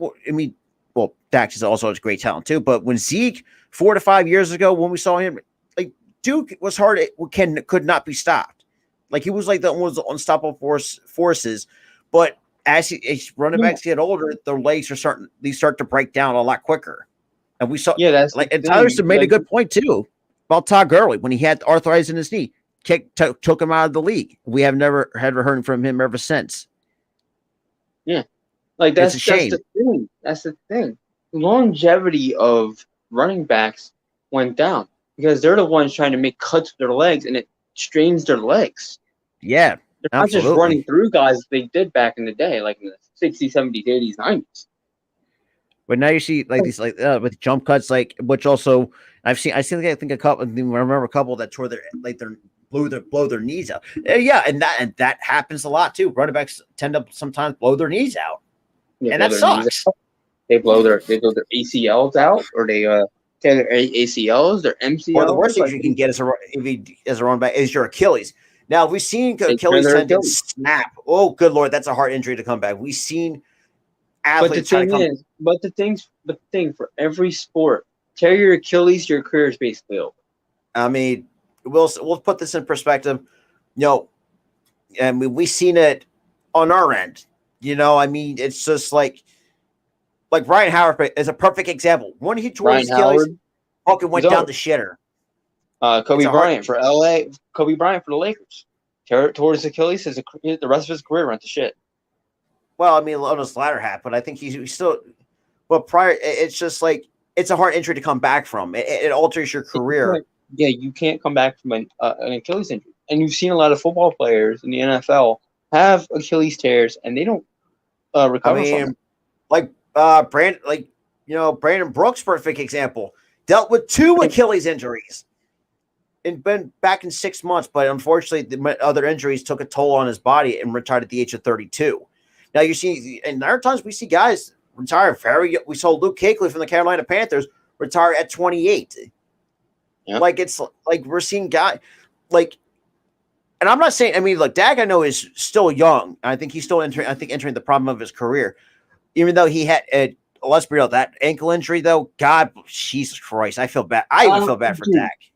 And I feel bad for everybody. We even had to witness the shit. And let's show that shit in slow motion like 5 times. No way. No, I don't want to see that 5 times in slow motion. No. But all in all, it's just if that continues to happen, it spells doom. Because okay, let's say it this way: if it's not a broken hand, like say he'll say you'll miss 1 or 2 weeks, he won't miss that much time. It's just maybe 1 or 2 weeks. And I will say, Cooper Rush might win you a game. Maybe 2 games at best. Yeah, so I would probably give him a 1-2 record when Dak comes back week 3. But if it's like we said, 1-1 record, I think. If he comes back week 3. But if you come, week 3. If he comes back week 4, it's 1-2 record. But if it says it's a broken hand, that's more than you're pretty much stuck with Cooper Rush till maybe other week 9 or after week 9 or week 10 towards the end of the year. That's bad. We'll like I said, we'll leave it at that. And honestly, if that's the worst case scenario, I would have him at 8-8 because there's no urgency with this team. No, I have watched a lot of, and I've seen people with record predictions. That they might go 8-9. They might go 8-9, probably 8-9. I think like that's the worst case scenario. I think best case scenario for me is 10-7 for the Cowboys. Yeah, best case scenario, 10-7 if they have Dak. Because Dak is because not just that. I mean, you got to remember too. Like if their defense does not play up to par, I mean, shit, they're going to lose a ton of games against good teams. But yeah, I mean, I really think if this level of play continues past week 4, week 5, maybe even week 6, their season's over. Pretty much because it's an 18-week schedule for 17 games. Actually, if it's 17 games, I'll give them till maybe week 7. Yeah, well, week 7 doesn't work. Then they're fine. If you go into the second half stinking up the joint, like that should tell you it should be an indicator that in the offseason changes have to be made. Now, if Jerry Jones and the fact that this man is still fucking senile. Oh my! He lost a step after. Here's the thing: after 1996, he hasn't built a championship roster for that entire decade in the 2000s, even in the 2010s. Here we are in the 2020s, and still nothing from this team, and that's a crime. Concerning. And here's the thing: every one of your division rivals, with the exception of Washington, has won a championship in the past decade. In the past decade and a half. And it's bad enough that you had the Cowboys that's been or soon to be 30 years. Oh my God, that's I mean, it's literally soon to be 30 years. Literally, I'll be 25 next year. Yeah, I'll be 26. So it'll be like 20. It'll be like 27 by next year. I'll be 28 by the time it happens. 20 goddamn 7. That's bad. You are nearing 27 years without a title. And well, I don't want to go that far. I don't want to be super petty, but we'll talk about that. I don't want to go. I don't want to. But the thing is, you're 27 years without a title. And your GM hasn't done shit since. It's like, and the fact that he's made all the wrong moves. I mean, it's just, and we're speaking, and again, we're speaking from unbiasedness. We're seeing it from the eye test, and we're also hearing from Cowboys fans. Cowboys fans. Doug is a perfect example from the Big Time Show podcast. Thing. He will say, "Look, this team hasn't done anything in over 20 years. They've been to the playoffs a few times and got bounced out of the first round every time." Yeah. I mean, even taking us Eagles fans, we remember playing the Cowboys more than a couple times in the playoffs. They thought they had a good team, and they just completely crumbled. At the time. And the thing is, we also beat them a few times where if we win a game or if they win the game, either one would win the division and make the playoffs, and we beat them every time. Yeah, and the NFC East is not that it's one of the weak divisions in football. Because the NFC it's not as strong as the AFC, and we know that. The NFC is like the weakest conference. I mean, when it comes to like I said, NFC East, we're the I think the NFC South is probably the more weaker ones. Yeah, NFC South is the NFC. Yeah, I just realized that you literally have Tom Brady. Yeah, literally have Tom Brady and the rest of the players. And whoever. I mean, you got Tom Brady, Baker Mayfield, whoever else is. I mean, Jameis Winston, and honestly, can we talk about Jameis Winston for a second? That man's resurged in New Orleans, and there was not even a resurgence. He surged. Well, yeah. So the last thing we want to wrap up with is that Doug, whoever else is watching this, if you're a Cowboys fan, I'm sorry. We're sorry. We sat ourselves through this fucking clown show. It's like we took this L for you, basically. Honestly, in other words, and to tell you guys, we're sorry you got to deal with that. Exactly, and the fact that you're sorry, your ownership in the front office can't fucking care, does not care. That should tell you other ways that it's time. It's time for a regime change. I'm sorry. Jerry Jones should just sell the team. Mm-hmm. Because Jerry Jones needs to sell the team. Yeah, but other than that, so Dallas drops week 1 to the Tampa Bay Buccaneers by a score of 19-3. Overall, it was just an ugly performance by Dallas. But for Tampa Bay defense, which is locked down, they put their heads down and went to work. But Dallas they pretty much just threw in the towels, so to speak. They just looked defeated in that fourth quarter, and it was just bad. Yeah, but other than that, so we do appreciate everybody that stuck with us, sitting through this. Unless we're all a clown show, but worst game of the season we've seen so far. Worst game so far. Yeah, but other than that, me and Ty are going to head up out of here. It's about almost quarter to midnight here on the East Coast. But so far, week 1 is a wrap. And it's been the craziest week 1 ever. Absolutely. We got Monday Night Football between the Bills and the Rams. And we know how that game went. But week 1's completely in the books. We're going to wait to see what week 2 holds in store for most of these teams. Dallas fans, you better pray that Dak doesn't have a broken hand, because God could. And no one, I can speak from experience dealing with a broken hand. That takes 6 to 8 weeks to heal. It does. The fact that, let's say you won't get it back till week 7 or week 8. You're if you can't win games at the time, you're going to be playing catch. You don't want to be playing catch up in one of the second weakest division in the NFC. Yeah, the thing is, we don't know if it's going to be weak, Rob. You don't know. We don't know until the injury report comes out, and we'll see what happens. Report, towards the end of the season. Oh, this could be one of the strongest divisions, man. You don't know. We don't. I mean, don't know, but it's still not going to be strong as the AFC West. But I'll leave it at that. Listen, AFC West is like every team is good, so it's a like, fucking shootout. It's going to be tough. But like we said, I mean, we hope that. But then again, are the Bengals in the AFC West? No, they're in the AFC North with the Baltimore Ravens.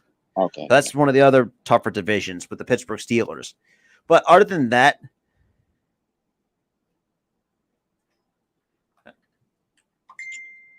oh shit, we got breaking news.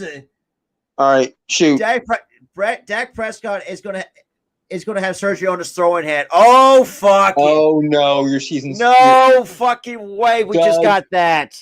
Doug, Dallas fans. Doug, God bless you, man. I am sorry. I am sorry. Oh my God. Dak is out for the goddamn year. That's so. Oh my God. Because of surgery, he's out for a year now. Oh my God. Y'all lost Dak Prescott week 1. Oh my God. Y'all are so. Oh my God. Like. Wow. We were about to. It was bad enough. We just saw not even a few minutes ago a shit show. And then we get breaking news before we get out of the building that he gets surgery on his hand. Yeah, and even Goalie said the season's done. Season's over. Season's over. It is over, man. And their left guard, and from what he said, he's going to miss 4 to 6 weeks with an ankle sprain. So they got 2 guys. Wow. Like, it's just like their season's watched already. It's like, what else could go wrong with the Dallas Cowboys? It's like, and I remember in the years past, like when the Cowboys were actually, let's be real, even though we hate them, but they were actually somewhat fun to watch. Do you know what this reminds me of, Rob? Oh my God. 2018 with us. Yeah, that is absolutely true. Injury after injury. It's just like won that year. But the thing is, we made the playoffs that year. I don't know about Dallas making the playoffs. And the fact that they had 2 injuries and one game. Oh my God! And one's a season ender. Exactly, and that's what. Oh my God! But other than that, I mean, there's some breaking news on that. I mean, we weren't even a few minutes removed from watching the game.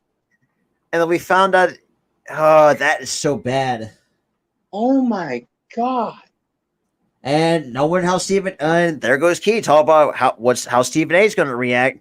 At this point, if I'm Stephen A, don't be petty as a motherfucker, because I get it. I enjoy the sense of humor, but what Dak and Dak at this point in his career, I feel bad for the man. When he does it, it's targeted to Jerry Jones. So do that, please. Do that to him and target Jerry Jones, please. He has done. He actually done, because Jerry Jones was in the booth with him. He actually he's like, you're not even target Jerry.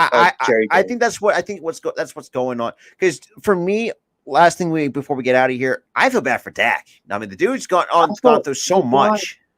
The guy went through a bad ankle injury. Now he's going through a finger break, and get surgery on his throwing hand. Tore something in his finger. Something to have surgery on it. Wow, we weren't even removed. From watching the game, Rob. Exactly, and then we get breaking news towards the end of the stream. My God! But other than that, we'll talk about this probably tomorrow night, because this is worth news talking about. I mean, Dallas fans out there. I'm going to keep a close eye on Doug's stream after this. Now, I think so, and after tomorrow. Oh my God! Oh boy. But other than that, so that's going to conclude the last week 1 game in the books. With that being said, the plot has been twisted at the end of our. This is like an M. Night Shyamalan movie. It's like every single fucking M. Night Shyamalan movie. The plot just twists at the end. What? It's just like you think it's like, okay, so the left guard's going down, but no, here comes Dak Prescott. Let's be real, actually pretty balled out for most of the game until he gets hurt. Oh my God! But other than that, we're gonna end it up here because it's been over 3.5 hours. But we got some other some other good content coming at you tomorrow. Yep. You guys don't want to miss it. We like professional wrestling. We've got some classic pay-per-view action for you guys tomorrow night at 6 p.m. And then 10 p.m. is the late night show once again, because there's going to be a lot of stuff we're going to have to talk about, because the sports world is insane with the start of the NFL. It's batshit crazy. It's batshit crazy. It's been especially on the NFL front. The MLB front's kind of like died down a bit. Yeah, very sure. But other than that, the Phillies keep winning, so I'm happy. So yeah, but with that being said, this is Robert and Tyler from the Philly Sports Style Podcast. Thank you for those who tuned in, and thank you for those who subscribed to the channel. If you guys new, make sure you smash the like button, hit that subscribe button, guys, and definitely share everything out. Make sure you have that notification bell turned on, so you guys will be instantly notified when we drop new videos, or even when we go live. Because when we go live, and you're gonna get the full experience. But with that out of the way, we'll see you guys for week 2.